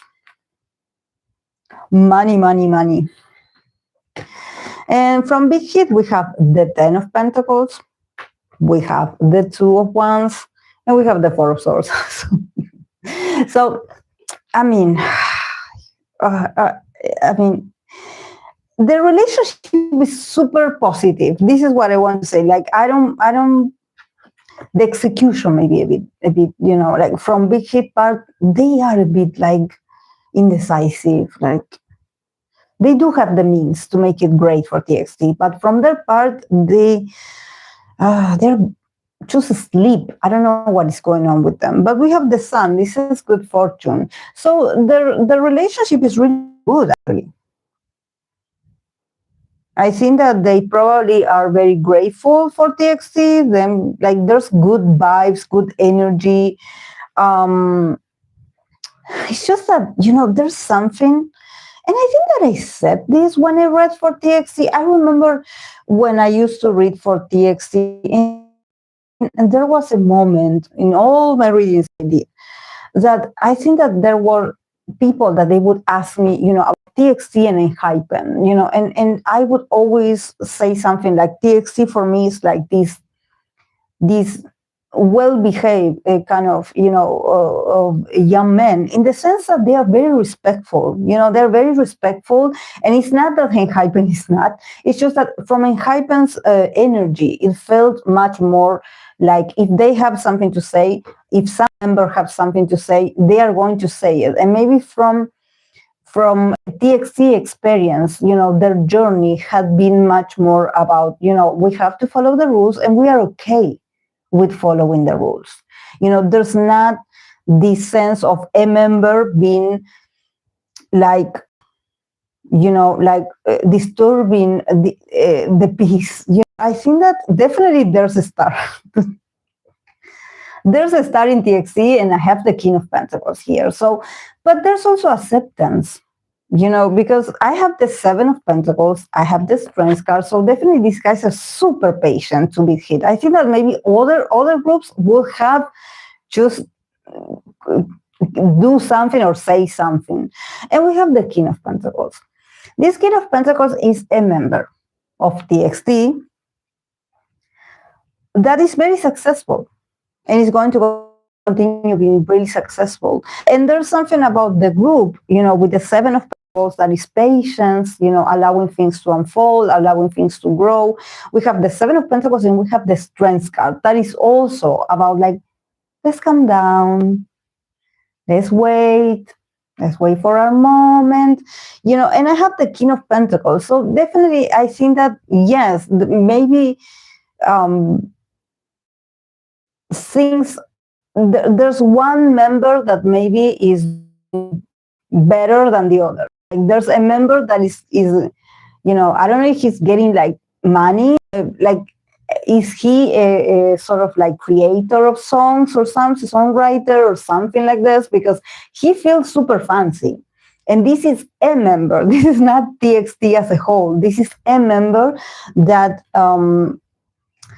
that is doing super well, while the others are okay with this. The others are super patient and also very considerate of the role in the group. They're like, okay, yeah, we get it. You want to, give this to him, we will wait. Yeah, we are okay. With the Strength card, it's like we are strong. We are a strong group. Don't get impatient. We wait. And we have great results because they have this member that is an ace. And they're super proud of that as well. They are like, well, yeah, this is part of our story, or this is part of our identity, and we are okay with this. There's no power struggles in here. But they're super patient. This is, the Seven of Pentacles and the Strength card. It's the, it's like the culmination of the meaning of you have to wait. Even if you think that things are not moving for you, wait. It's a slow process. You are still learning. You are still growing. You are going to see the results, but it's going to take a while. Do not react. And I think that this is the key to their success and their good relationship with the company, is that they don't rush. They are not like, fighting each other for an opportunity. Like, oh my God, you gave him this and we wanted this as well. And why? And why are you doing this? No, they have no conflict with BigHit. And also, this King of Pentacles could also represent, bigger group, or, someone more prestigious, being a priority, and they're okay with that. They're like, well, we will have our glory when the time comes. And I think that this is the key to their harmony with the company. that they have patience. And it's just that seeing it from the outside. So when we see the strengths card, it's also about, you holding yourself back.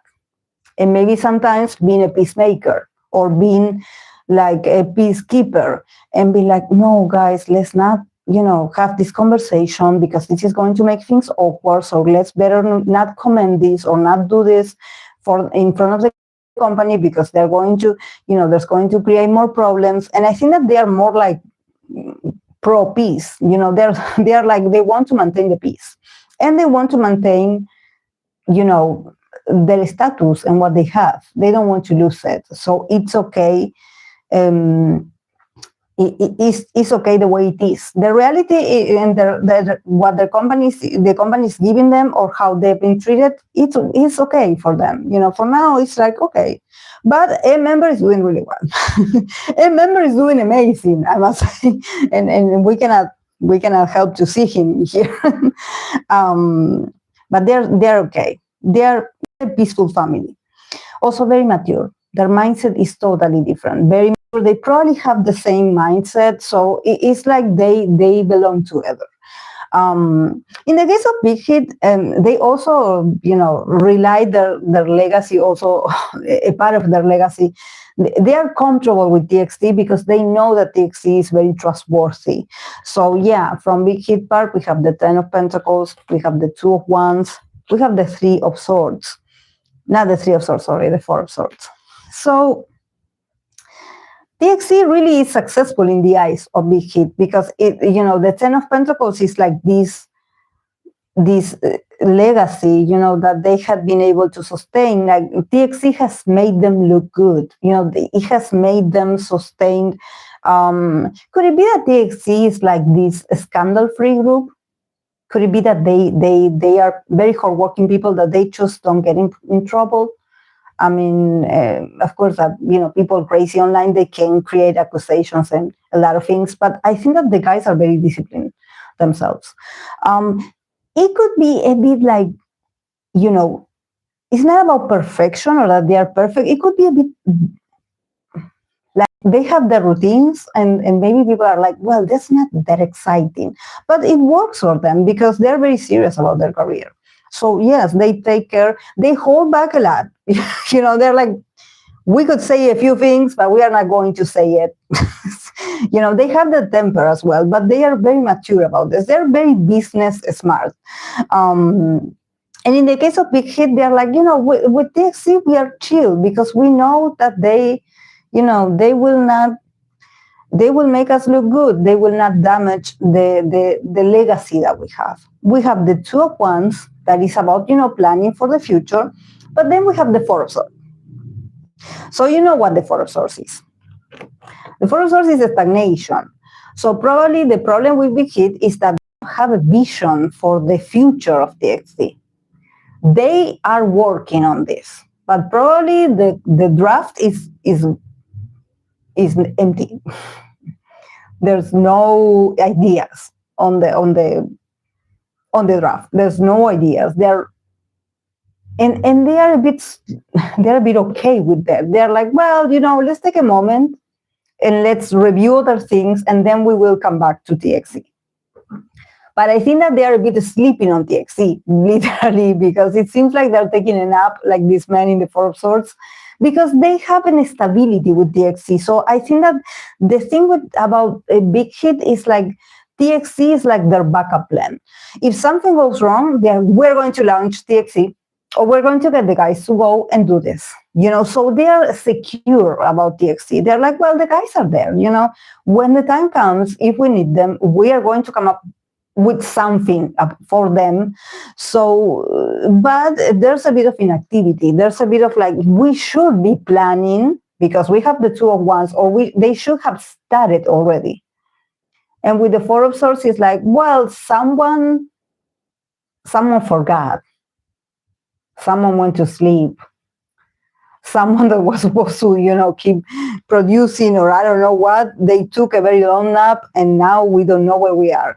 But we have the Sun card. That is says good fortune. And the Sun card is also about having fun. I think that the relationship is great with Big Hit. there's no problems. There could be a bit of delay in the planning. I must say, there's someone that is not doing their job. But the relationship with the guys, it's very stable. I think that this is not new. Maybe I'm reading this and people are like, well, we know, we've seen this, you know, and for me, I'm like, this is what I see, that it could be, you know, how it's going to continue the rest of 2026. You know, not drama, not, you know, the guys are not being mistreated.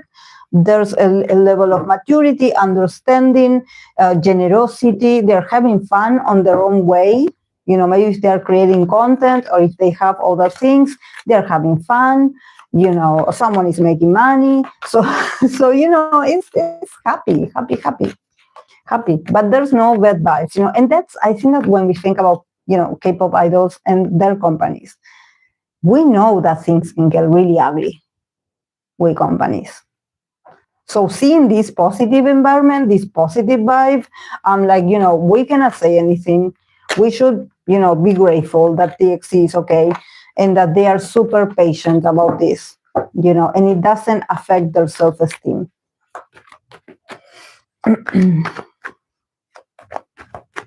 Yes, definitely. Yes. Yeah, definitely, Fluffy. Yeah, and Hypenar would be Lyft. Yes, it's a company. It's different. I think that, yeah, Big Hit is different. I think that their system is super chill. Like, you know, like the guys are stress free, and there's a level of probably they do talk a lot, you know, about, you know, let's be together for a lot of years, you know, and let's be together and let's you know, and just let's continue building this bond. This is why the guys are not, like I said, they are not fighting, they are not, you know, rushing to be like, well, we want to change. No, not at all. Not at all. It's just that since we are sometimes, you know, we find out, or we had gone through a lot, you know. I'm not that you know, I'm not that new to K-pop, but, you know, maybe standing or supporting certain groups that I like, but you always hear like, oh, something happened with this company and these groups or this member, you know. There's always a statement, there's always backlash, there's always rumors. So when you see this kind of, you know, dynamic, you're like, oh, well, you know, I kind of prefer for them to be safe, because we know what company can do to their idols. So see what happened to my precious The Boys. See where they are at the moment, in this sort of limbo. I just, you know, and they, I love those guys and a lot, like The Boys.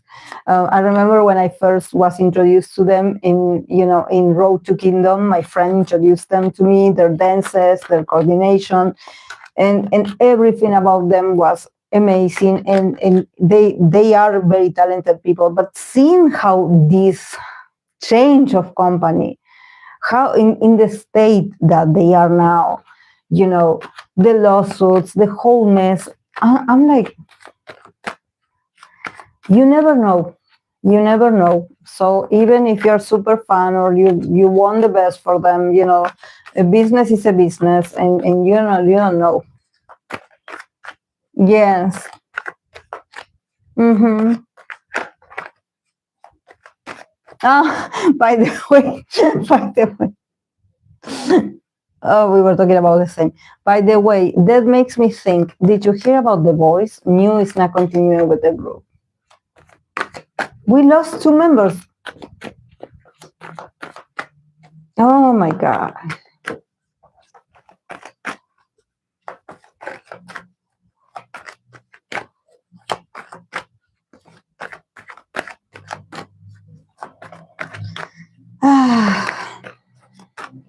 I mean, I just want them to be happy, but this is, I hope that they get the new beginning that they deserve, because this was traumatic. Like, And I admire so much the members that are continuing because, I'm traumatized only by hearing what they went through.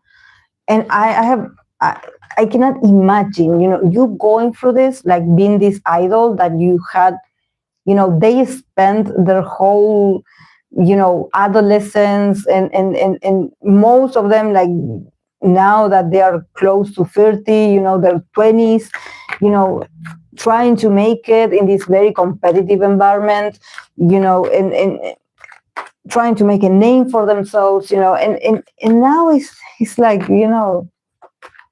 it's so chaotic. It's so chaotic. And let's not even, if we feel it like emotionally, like this is like a roller coaster. You don't know what's going to happen with them. There's a news, there's something coming. It's a lot for this couple of years. And I don't know. Maybe other groups will have disbanded already. Will have gone separate ways already. And I think that this shows, that there's the members that want to stay, they want to stay, and they are betting on their career, their group, because they have to start enlisting. So that's that as well. And they should hurry. I don't know how the process is, with all these lawsuits and everything, but they should start, because these are a lot of months that they are going to be away. So, I think that they should go already, because it's a lot of months that they're not going to be active. So I don't know about, the payment, their money, like, oh my God. Yes, no, it's the reality. It's the reality, Chachalina, it's the reality. Even if it, is a mess. Is a mess. So,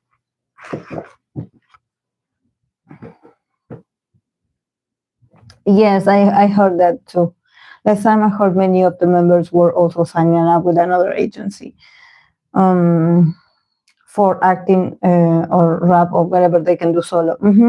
Even if they stay with the group, great. Yeah, I think I've seen a clip of Kevin Moon. He's going to release something. I seen a TikTok, so I'm super happy. Yeah, I think that they won, but I don't know. This lady has frozen some members' assets. And I don't know if all the members, because they mentioned two, but I think that they mentioned Jonghyun and Chamin. Maybe because they are already on their acting gigs, so they want a piece of that.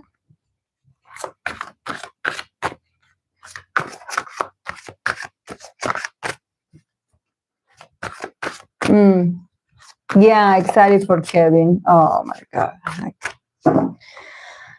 Oh God. Oh God.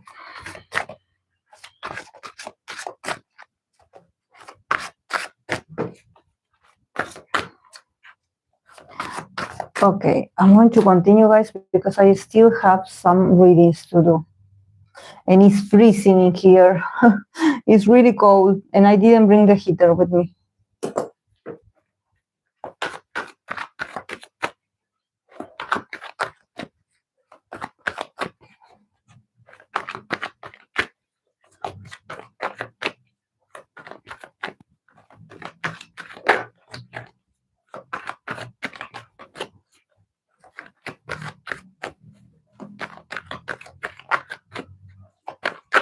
Okay. I'm going to read for XG Maya, a birthday reading for XG Maya.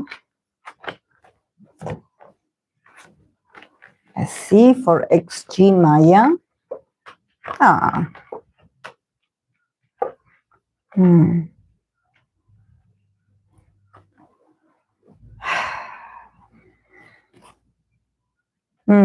lot of work. a lot of exhaustion physically. Physically, she's happy. She's super happy. She's super happy. It's just that there's a lot of wants. So there's a mix of, I really want this. This is what I want to be. This is my dream. This is my desire. This is how I work. I'm used to these very challenging moments. Maybe there's a lot of activities, or maybe there's a lot of movement. There's a lot of, required to her body, strengths, but she's super passionate about this. She's happy, she's happy with the group. We start with the 10 of Cups, very lovely. 10 of Cups, Page of Wands, we have the 9 of Wands, and then we have the 7 of Swords. But she's tired. She's tired. We have the 3 of Wands that it says preparation. So maybe, yes, it's going to, when it comes to activities, it's going to be like maybe an end of an era for them, or like an end of an event, or a list of things that they have to do or accomplish, and then they're going to maybe have another comeback, or they're going to release a new album. Like, I think that they're not going to stop in 2026. It feels like it's now and it's going to continue. So there's a lot of preparation, and I think that it's because, maybe gates are opening for the girls, and it has to be in presence. It has to be them being there. Maybe it's about them, performing or showing up to different events. So it's all about presence. It's not so much like, well, we will record a video and we will show it to you guys so you can watch it at home. No, it's more like people want to see them. People want to see them. Maybe people want to see them live. They are super loved. They are very loved. This is why I think that there's a part of her that she's like, even though I'm tired, I'm loving it right now, because she feels like, the members, all of them, they really love each other. They appreciate each other. The relationship is, better than ever. But also they probably built a great community with their audience or with their fans. So they feel like a big family. Not so much like, oh, I'm a fan of this group. It's more like, we are like a family. We bring them happiness when we perform, or when we give this to them. We bring happiness. It's just that life feels very chaotic. It feels like it has to be now. The moment, it has to be now, because like I said, it feels like there's something that was open to them, a possibility, a new road, a new way of working, a new way of engaging with people, because they have the popularity to do so now. So they have to keep working, and she's still, I think that, it's very strange, because if her birthday is she very young? Is she like the Magne or something like this? Because, if she's a Leo lady, seeing her as the Page of Wands is very strange, because I'm like, it seems like she sees herself as this passionate new starter, with someone that's just started, and actually I don't see her that small. I don't feel her that small. But she probably, feels like, okay, I'm learning, this is new for me. It's just that maybe the whole situation is very demanding, and is lad for her, or for what she had experienced in the past. Maybe she and the group maybe are going through certain experiences, with popularity, with exposure, that they're like, we never did this before, or it was never this intense. So it feels like she's going to feel very tired. But she's resilient. Just that I see her very small, very small. Like, she has the strength, but she's like, well, I will do my best. I will try. Let's see how I go. And also the 7 of Swords, it could give me that she could, there's something about her. I don't know. I don't want to say like she lie, but there's a bit of, escapism about, maybe she's feeling really tired and actually not telling people, or maybe she has an issue, or she has, low energy, and she evades, or instead of confronting how she really feels, she doesn't want to say anything. She wants to act like, okay, I'm fine, there's nothing wrong here, I'm okay, we can continue. There's a bit of, like, I prefer not to tell them because I don't want them to worry. Like I said, these are very important times. So maybe it's about her needing a break at some point, or needing extra help. And she's like, no, I got this. I can do this. I don't want to bother anyone. So there could be a bit of, something being omitted. Like, oh, you didn't tell us about this, or you hurt yourself and you didn't tell us all this. So this is why I'm like, is she very young in comparison to the others? Is she a bit on the teenage, childlike kind of vibe? Because she seems very, very hardworking, but there's something about her not telling entirely, how she feels. She's super tired and she's like refusing to say it or to show it. But yeah, we have the Three of Wands, preparation. See, things are going to keep coming, opportunities are going to keep coming. So yeah, this is not a year to stop. It feels like they're like in some kind of circus. I don't know why I feel like this, but it feels very chaotic. Very chaotic. Like one day we wake up here, and then the next day we wake up somewhere else. So it feels like, it's very demanding. It's going to be.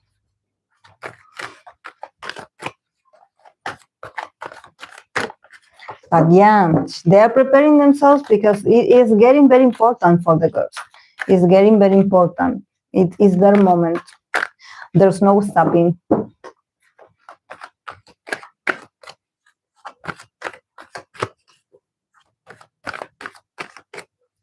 She's 21, not the magnet. Okay. Was she in hiatus before? Because it's giving me like, I want to avoid this from happening again. Like she feels super guilty about showing a bit of, she doesn't want to show less of what she is. She has like, she's very, she has standards, she's like, no, I will continue. I will continue.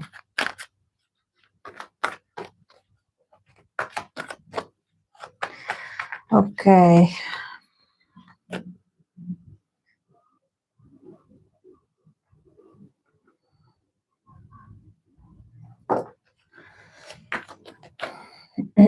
Thank you for the likes, guys. Thank you for the likes to the video, to the live stream. Appreciate it.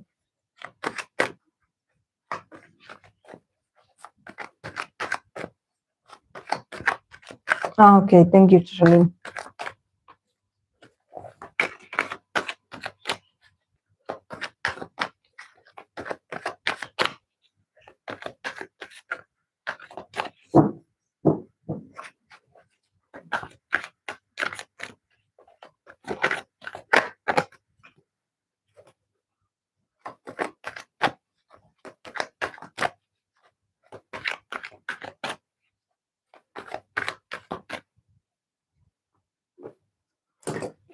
Okay, I want to read for NCT Dream Future. They renew their contract, so let's see what's available for them after this renewal. NCT Dream.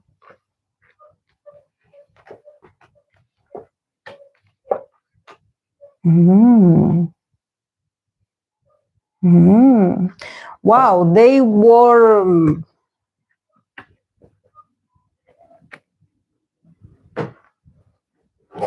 promised a lot of flowers, a lot of money, not money, but prestige.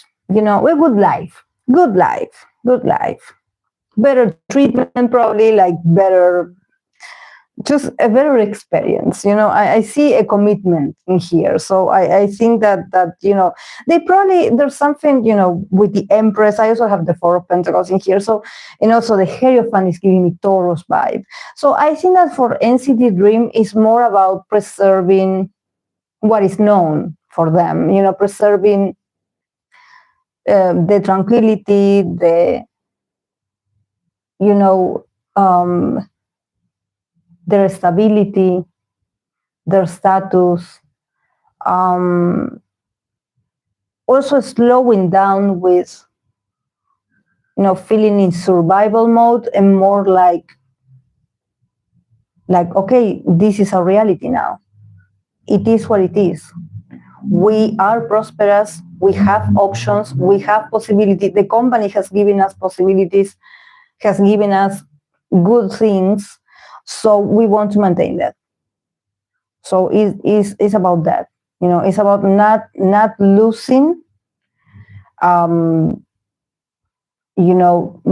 their stability. It's about holding on to what they have. And what they have is each other, and it is what it is, and it is the members that are, but they have a good life with the company. So I kind of see it, and I'm like, yeah, some people can be like, wow, you are settling, but for them it's like, well, this is my stability. These are people that know them. There's a lot of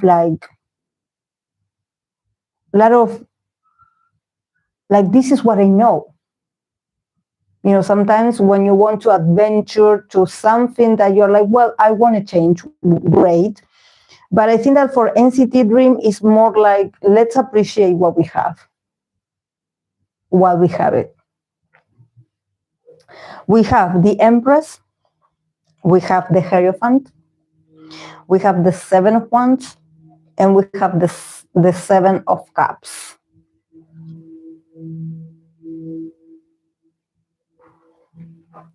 And then I have the Four of Pentacles that it says, miser holding to tight. Holding to tight. So yeah, maybe there's a bit of a stubbornness. I feel it like a Taurus. Like, is NCT Dream, did NCT Dream debut in Taurus season? Are they a Taurus group? Does anyone know if NCT Dream is a Taurus group? I don't think they are, but it feels like a Taurus energy. I know that I remember one, poor my bias, Geno. I think that he's the only Taurus person. He's the only earth sign, because in NCT you have all the neo kind of mentality. So it's mostly earth signs and some water signs in there. I think that yeah. Yeah, it's just, I think that it's just in NCT, I think that it's just Geno, the one that is Geno and Kun, earth signs. But it feels like it feels very Taurus. Like, I hold on to what I know. I hold on to what I have. It may not be like, oh, I'm going to be super happy, but at least I have stability. And I think that honestly, it has to do also with prosperity. This is a same for them. It's like, in here I can grow. I stay here because in here I can grow. I can also trust. I can be chill that my needs are going to be met. That they have stability. So I think that for them, it's like, yeah, we decided, because it's the stability that we know, that we want at this moment. We don't want no unexpected, no more, because probably the guys are super, like, again, are traumatized by everything, but they're like, okay, the people that stayed, the people that we are now, the members that remain, want stability. They don't want no surprises. They don't want to be guessing like, okay, what am I going to do with my career? I have to start all over. They don't want that. They are holding on very tight to what they know. We have Seven of Pentacles and Seven of Cups. So see, there could be a bit of resistance, maybe from the audience, or maybe people being like, but we kind of want something different out of you, and then being a bit, because I think that at the end, one thing that I think that it bothers them is that they have to sell fantasies with the Seven of Cups and the Seven of Wands. I think that this is not going to be addressed in 2026, but I think that the conflict that some members have is maybe the fan service and the stalking, the crazy fans. That SM doesn't do anything about these things. So maybe there's going to be a bit of resistance from the guys, being a bit annoyed also at like, do I have to do this still? Do I have to still, show like a sort of, like, oh, I'm a dream, or I'm like your dream boyfriend, when actually I don't like it the way you are, stepping on my boundaries or following me around everywhere. Like, I think that there's some members with maybe fire sign elements that they are really, it's like, yeah, we want to be professional and keep our job, but there's something about the deluluness and the craziness of what they have to do that they are going to be so against this. The war is not over for NCT Dream. I mean, the conflicts are not over. And I think that the conflict is that, people still have like very maniac, ideas about following the guys around or stepping on their boundaries, trying to get into their personal life, just crossing the boundaries. They know it. They know it. And this is like somehow the price that they have to pay. That from time to time, you're going to see certain members, especially members with the strong fire signs, you're going to see that, yeah, maybe they're promoting a song that is like super positive, but their face don't show that positivity. They are on the defensive because there's a lot of crazy things, being allowed, I guess, and they have to play with that. They have to go along with that. And it is not going to be able to be sustained for long, but I think that it comes with the with the business, or with the way the company manages things, because the company is very much based on beauty, the empress. It's like, I want you guys to be desirable, I want you guys to be flawless, I want you guys to be beautiful, I want you guys to be loving, seductive, gentle, the boyfriend material, and I think that for some of them it's not easy anymore to sustain that, so they're going to resent certain things. But yeah, Four of Pentacles, holding on too tight. So they're going to be safe, but I think that sometimes I don't see an evolution for NCT Dream. I think that they're going to continue with maybe a same concept that they used to have, especially based on looks and and being admired or something like this. But there's defensiveness. There's something about like,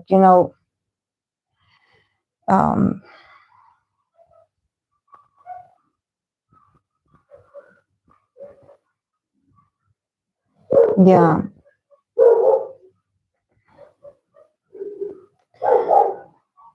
Yeah, it's an instability, but I don't see that much of change. And they're going to realize it. Now they're happy, but they're going to they're very happy with their with their decision. The company is happy, everyone is happy. But then later they're going to realize that they come back to the same formulas or the same problems or the same issues, the same dynamics, that they are like, again this, yeah, again this. Yeah. But they're popular and they shine so much. Oh, they're a Virgo group. Oh, so it's their anniversary very soon, right? Is it? Today is the 20th?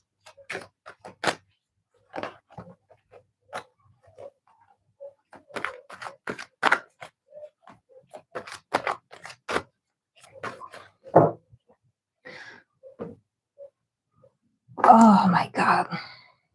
I don't know why I'm so tired. I'm getting old. I'm getting old. You know what I should do? Of course, not on this table, but you know, after reading the cards, I should do like a mukbang. You know, me having snacks or something. You know, we were talking about, you know, the Empress and being comfortable and being happy. You know, I should, you know, get snacks or something, you know, that is like, well, you know, this is me pampering myself after so many readings to recharge and just, you know. Yeah, go, Chachalina. I have 2 readings and then I'm going to go as well. Yes, I know. I should get a comfy throne. Yes. I deserve it. Oh my God. Okay. I'm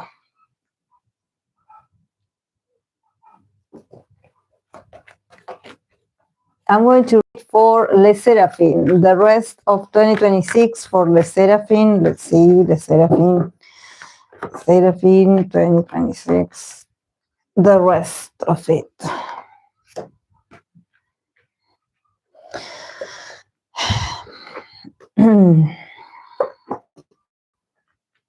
Oh, this King of Swords today is giving me a bad vibe, especially in certain combinations. It's giving me a bad vibe.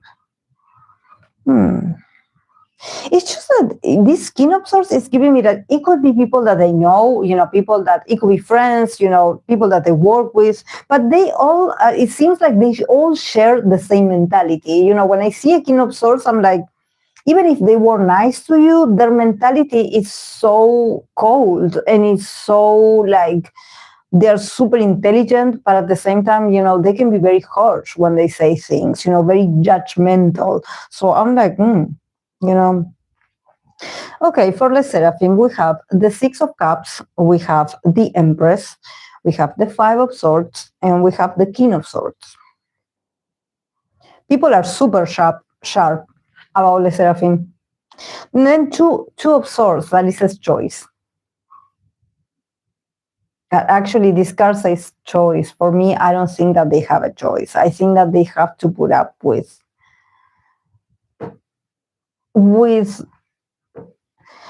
that it is what it is, you know, and also do not comment, do not make, no, just, you know, it's giving me also like the 2 of Swords is very Libra, Moon in Libra kind of energy, you know, just stay in the middle, just don't, you know, don't bother with certain people.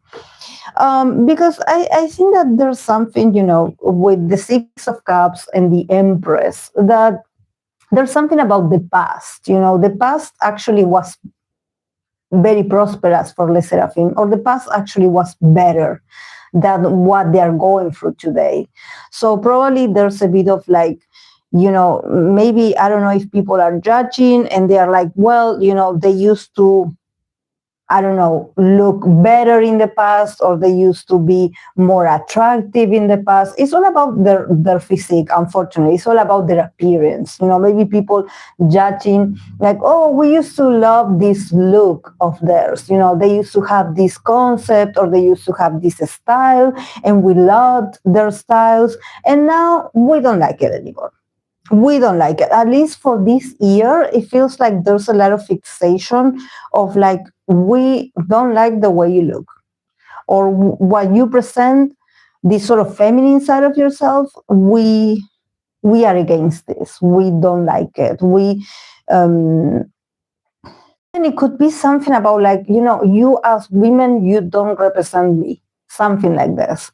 So there's a lot of coldness, a lot of like, you know, attacks, towards them. It's like people cannot accept that, yes, maybe the past, I don't know the beginnings of Les Sserafim. I don't know how they started, but probably it was super prosperous, or maybe people have like high expectations on them. And maybe they look very like abundant. And now it feels like people just are super negative about Les Sserafim. And I have this King of Swords as well. So I wonder if there's going to be also another accusation towards a member or the girls in general, because there's this man in here. Sorry, guys, I got disconnected. That is bringing chaos. There's this King of Swords in here. So could it be a rumor, someone being like, oh, or maybe they talk about a certain male idol that they have their fandoms, and it's like, don't do that, don't go there. But I think that the issue with Les Sserafim is that they're girls in a world of men. So I think that it's like, we prefer you a certain way, but now, because I support my favorite boy group, I don't like you. Because it has to do with the men. There's something about, a man, maybe a man says something, and this is going to be not so positive for them. Not so positive. And there's a lot of swords. So it's all about opinions. It's not even about like work. It's not about like you judging the girls' work. It's more about how they look. And it's super superficial, but I don't know if it is like this. I don't know. But this man, I don't know if this man is going to say something about them, but it is going to also create a lot of chaos for them. Or for a member. I don't see a specific, but I think that maybe someone could say like a joke or something like this, and it's not going to be funny. But I think that people, it seems like, how I feel it, like whoever this man is, if he says something like super like, critical towards the girls, the audience is going to be like, he's right, we stand by what he's saying, because we believe he's right, and I think that with this kind of judgmental people, you cannot like, why are you attacking the girls? Yeah. Because he's insecure with the Five of Pentacles. He's insecure inside. He's insecure. So maybe he's going to say something and just, Yeah, and the Two of Swords choice. It's like the girls have the choice to ignore this or to do, just don't get involved, because I think that is his issue. It's because the girls have been, I think that the girls have, a self-esteem that is healthy. There's something about them being proud of who they are. They are like, well, we are what we are. And with the Empress, there's possibility. There's possibility to expand or possibility to grow. But then there's someone that comes up a bit bitter, like it makes a comment or it attack them out of nowhere. And you're like, why are you doing this? Yeah, but it doesn't surprise me these days. I think that there's something about, and this I've seen, there's a very famous, Mexican TikToker. I don't know if he has other platforms, but I met him on TikTok.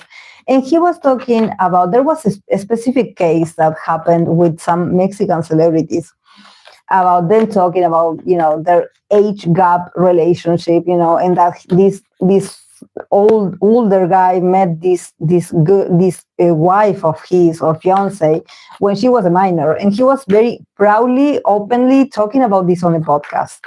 So and this because this TikToker, he's a comedian, so there was something about him talking about let's regulate the consumption of microphones.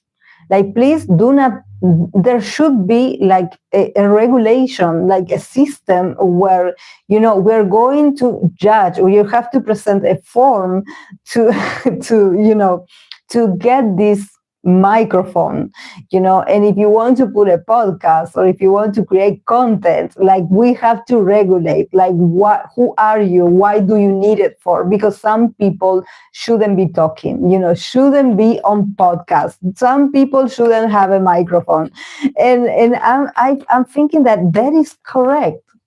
There is, just because you can afford it, or you can, it's easy to open a channel or open a platform, open an account, that doesn't mean that you have something valuable to say or to share. Some people, it's like, why don't you better do not share that? Just keep it to yourself. Like, there's some people that should get their phone, not the phones, but their mics away. and he just said it in a very, sarcastic and just a very funny way about the regulations of the buying of microphones. And I was just laughing about it, because that is true.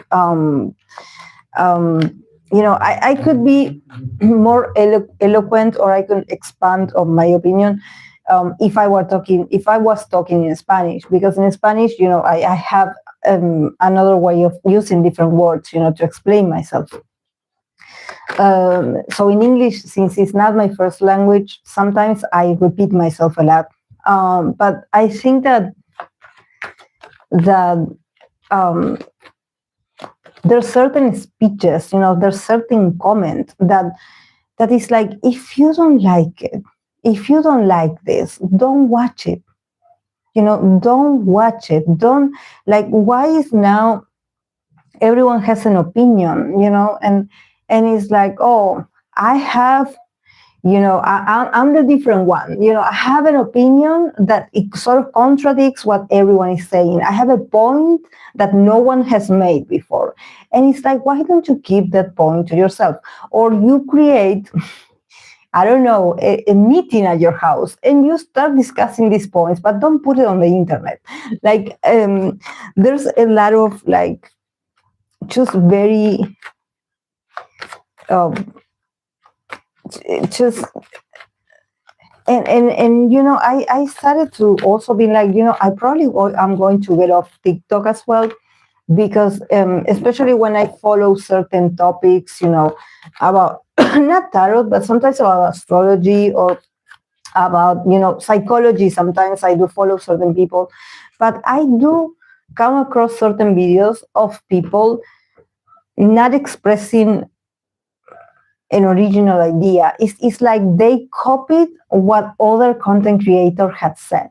So it's like as if I started the TikTok with a phrase, and it's like, I'm like, oh, my video is about this, and I'm going to prove this. And for me, it's like, I heard that same, what you're saying. I think I heard someone else said this as well. So I think that there's a saturation of opinions. So I'm like, and even if you press, like, I'm not interested or not interested, they keep appearing. So, like, I don't know, and especially about K-pop, it's the same. Like, there's a lot of negativity. Like, if you don't like that comeback, if you don't like that, don't follow them, and that's it. Just, move on. But it's like, no, I think that this is the end of this group, and this group is, and what do you know? What do you know? Are you them? Like, are you in the industry? Are you Korean? No. Yes. Yeah, I understand. Mm-hmm. Yes. Mm-hmm.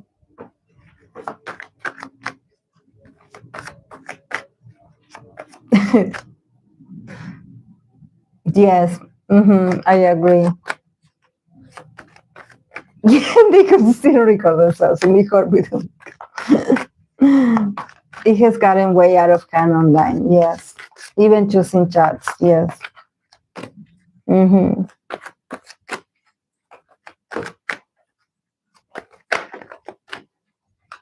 It's the same topics all over. It's like, oh, this, oh my God.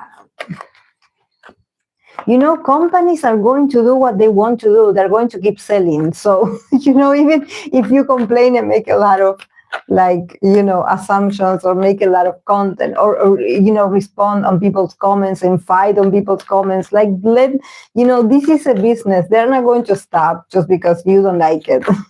There's going to be somewhere out there that is going to like it. So don't worry. Don't worry. The world will keep spinning without you.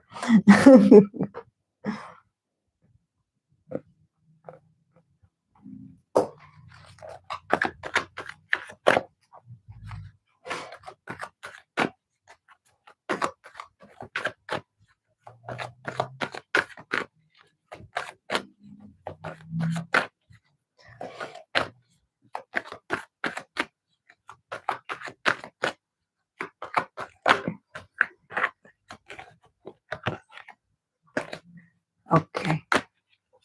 I'm going to continue with the last one that I have for today. Is it's going to be for Stray Kids' relationship with JYPE Entertainment. Let's see.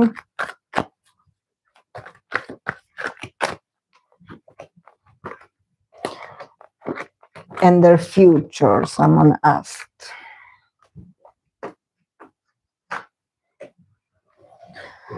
Let's see.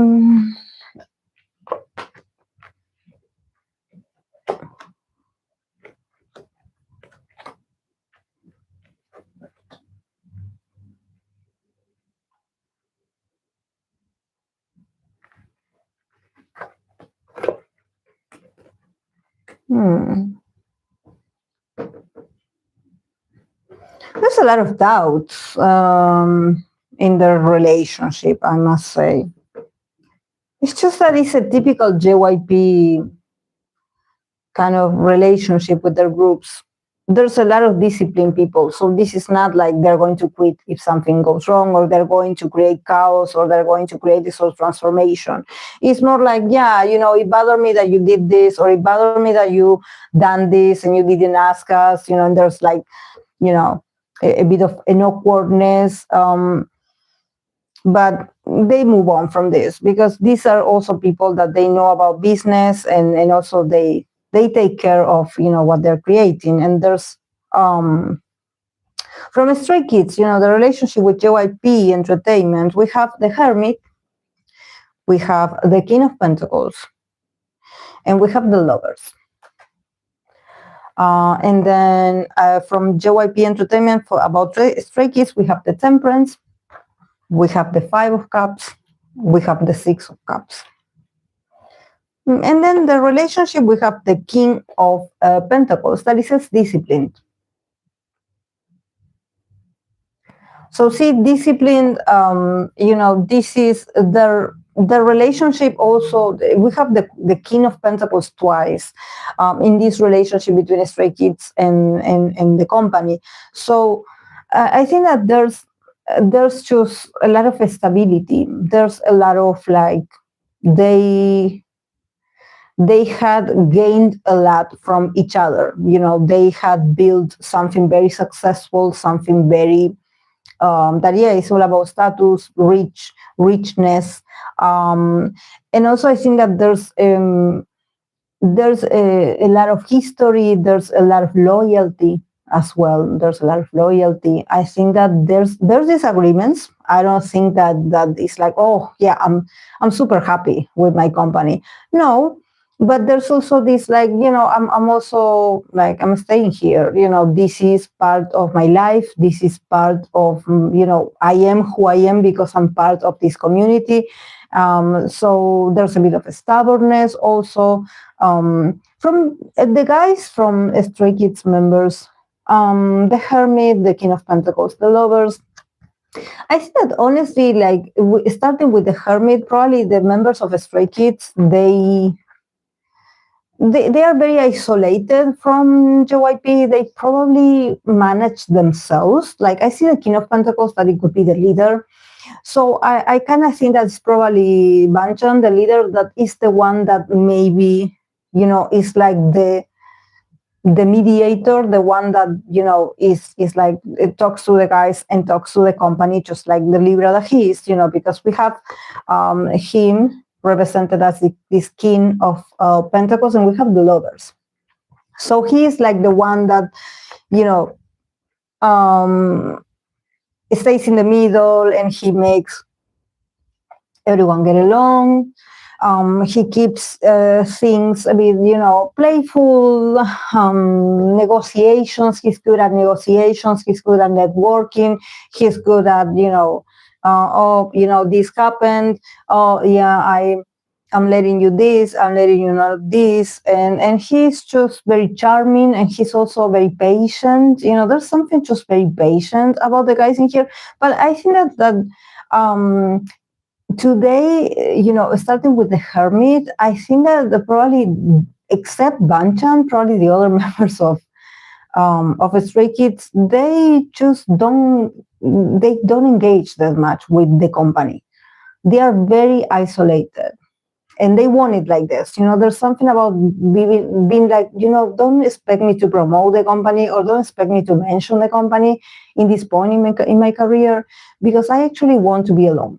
There's something about the members isolating themselves from, it's not like they don't want to be associated with the company, but at this moment, it's more like, I kind of want to be left alone. I don't want to promote the company, nor talk about the company, nor, and be like, oh, yes, JYP. Oh, yes.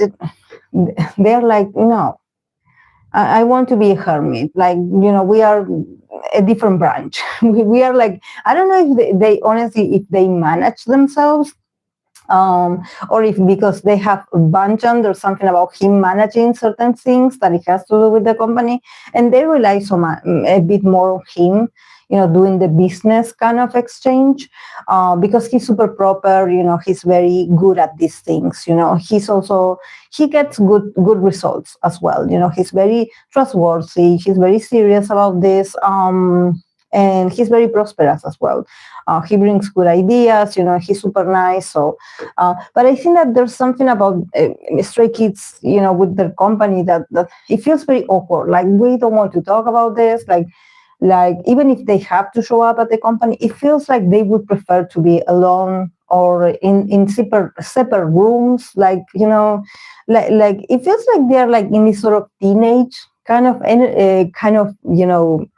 era, or a kind of a state where, the teenager that doesn't want to leave the room, something like this, they're a bit moody like this. Like, please don't bother me with these questions or this that you want me to do. Like, I kind of want to have time for myself, but they're okay.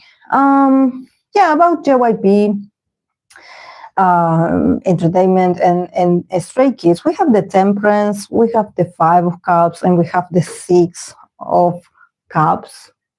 So yeah, they're also very, they're very adaptable with the Temperance. They are also being just like very nice and very, like, they accommodate to Stray Kids. They will want to disturb Stray Kids. They're like, yeah, guys, what you need, guys? Yes, we will wait for your response.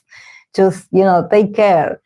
And also there's something, with the Temperance that it has nothing to do with the Temperance card meaning. But for me, it's like, when I see the Temperance and I see the angel, there's something that it feels a bit like performative, like, yeah, we are so nice to the guys, we make sure that they're happy, and we take care of everything of them, because we want them to be satisfied.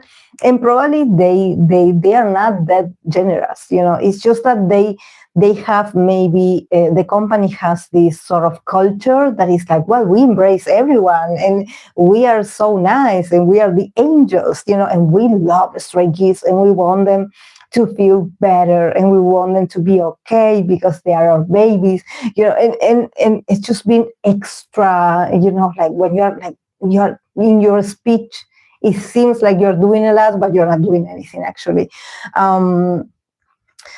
And because we have the 5 of Cups and we have the 6 of Cups. So see, they know that they missed an opportunity, and also it has to do with the past. Maybe they really, when it comes to Stray Kids, they knew that at some point they mess up. At some point, maybe there was, maybe there was a moment where the guys needed something from the company, maybe support, maybe like a break, maybe something that the guys needed, and they weren't able to give this to the guys, because maybe, because of the schedules, because everything was arranged, they couldn't move it, it wasn't possible. So they know that there's something that even if they want to show their generosity or create a close bond with the Stray Kids members, they know that they mess up, and they regret it. They regret it because we have the 6 of Cups. That is about them thinking that maybe in the past they had a better relationship with the guys. And now that they are slowly losing that connection with the guys, that they are not able to emotionally create this connection with the members, not with everyone, but it feels like there's an emotional distance. And since they want to portray this sort of, with the temperance, it's like everything is okay, we're a big family, everything is happy, we love our artists and everything. I think that they missed something. They didn't provide something for the guys, and that time is not going to come back. And it feels like everything that they do for the members now, it feels like you're trying to compensate. You want to compensate something, overcompensate, and it doesn't feel genuine.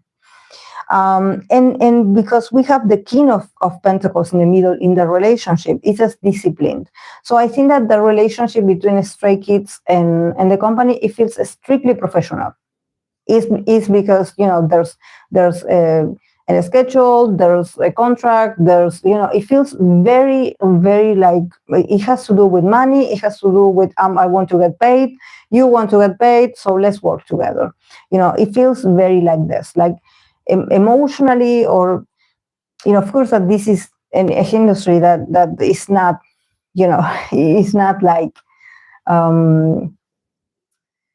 it's not known for like, the companies really care for their groups and they are there. No, but I think that in the case of JYPE, maybe now they are trying to launch this.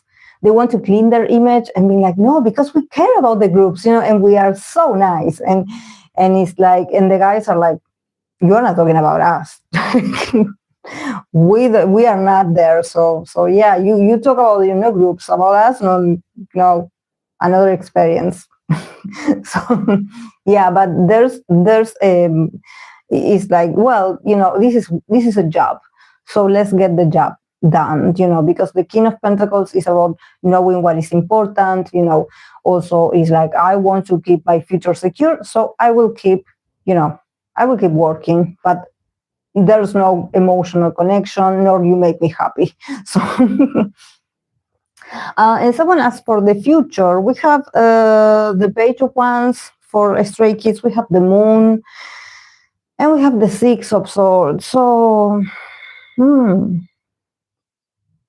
I mean, are they going to have a comeback soon or something like this? Or because I do see them starting something new.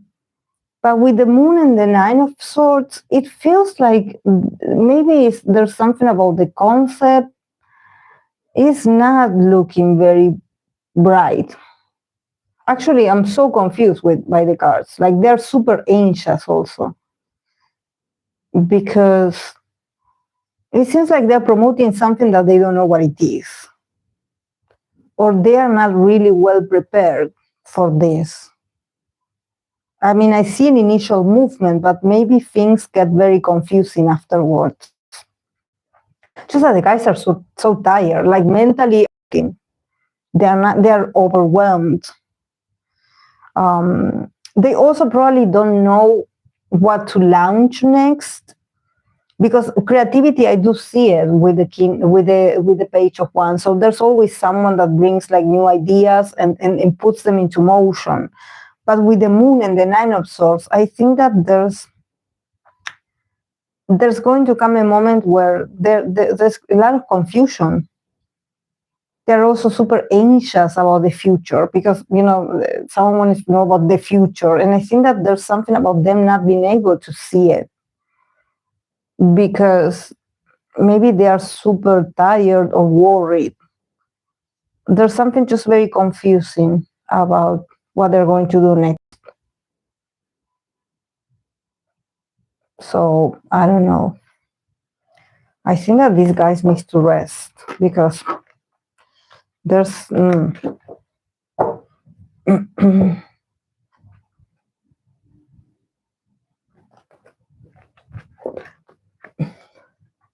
emo era.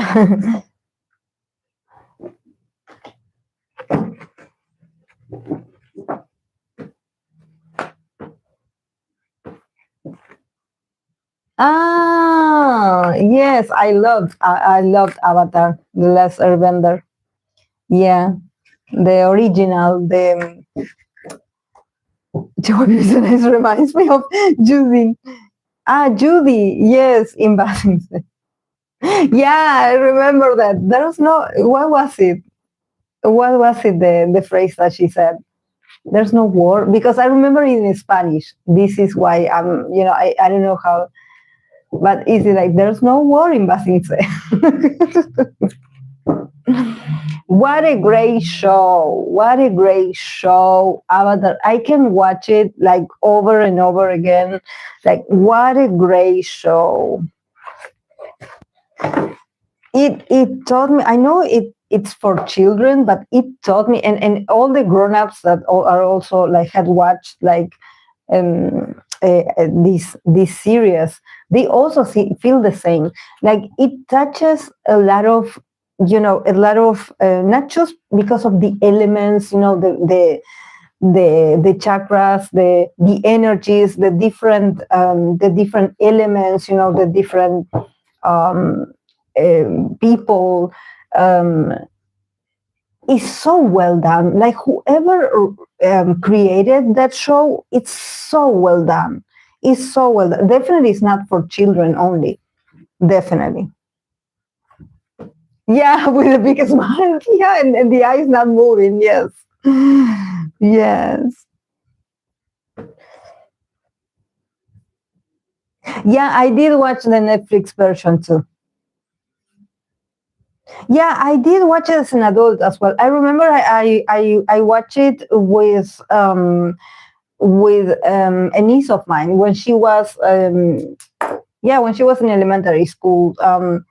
And I would use her, we would bond. There was a moment where we were like, okay, I didn't know what, I had to babysit her, and I didn't know, what she liked or what. And we found it on Nickelodeon. And both of us, we got like, like she loved it very much. And now she's in her 20s. Can you imagine? But through the years, I rewatched it as well. And when the movies came out, I watched it as well. And not very satisfied. But this last one, the Netflix one, was really well done. Really well done. Yes. But I learned so much. Like, and also I think that the whole journey of the characters was very, very well done. Like, the psychology, the elements, the nature, like even the comedic, the comedy in it, it was so well done. And yes, it has great messages for children, for kids.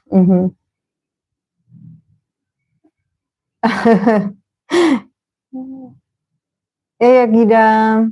Momo and Appa. I loved Appa. I loved Appa. And in the live action, did you see how beautiful he looks? Did you see how beautiful he looks? With that big head. Oh my God, I love him so much. I don't know. I don't know, Akira. In the phone that I'm recording this with, is translated. It's translated to Spanish. I don't know. I think that is something that YouTube does. I don't know why. Maybe it's because I'm in Argentina, and they are like, we will translate this for you because, you know, you are in Latam. so are they discriminating me? Like you wouldn't understand. So we will take the job to translate the messages because since you are in Latam, you cannot read English. But in this phone, I do have it in English. This is why I always read the messages here when I can, because I have to bring my glasses because I'm not able to. I can see, but I see very blurry. So yes, I will have to bring. It's just that they're downstairs, and I rushed to come today. Oh yes, that part when they, I swear, when they lost him. Oh, when they lost him, I was like, oh my god. And they blamed Toast. I was like, no, my god.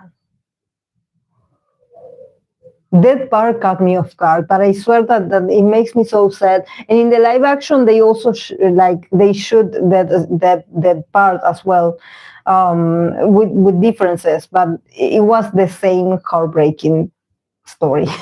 Like, why would you pick to put that? It was so sad, so sad. Yeah, me neither. In my phone, I cannot change it. It's like this. Yes, this is why I read it in here.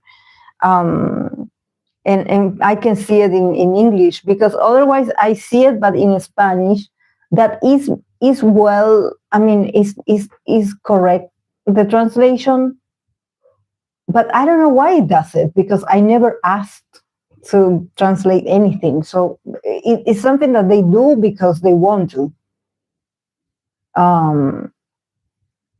And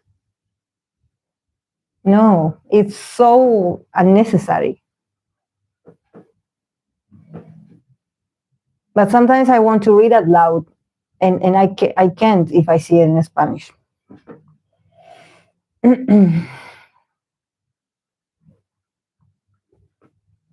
I wonder what it sounds like in Spanish.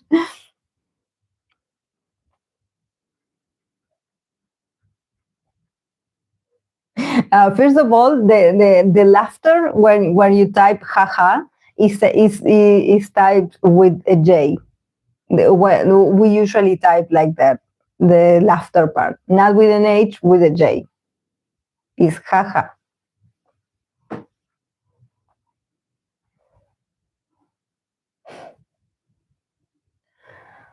Oh my God, this was very long. This was very long. Oh my God, I feel so tired. Super, super tired. Oh.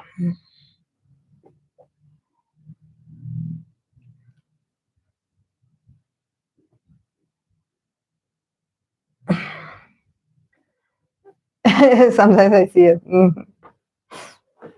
Yes, my English speaking friends, I let them know if I type ha ha ha, it's a laughter sound. It's not that I'm saying yes or.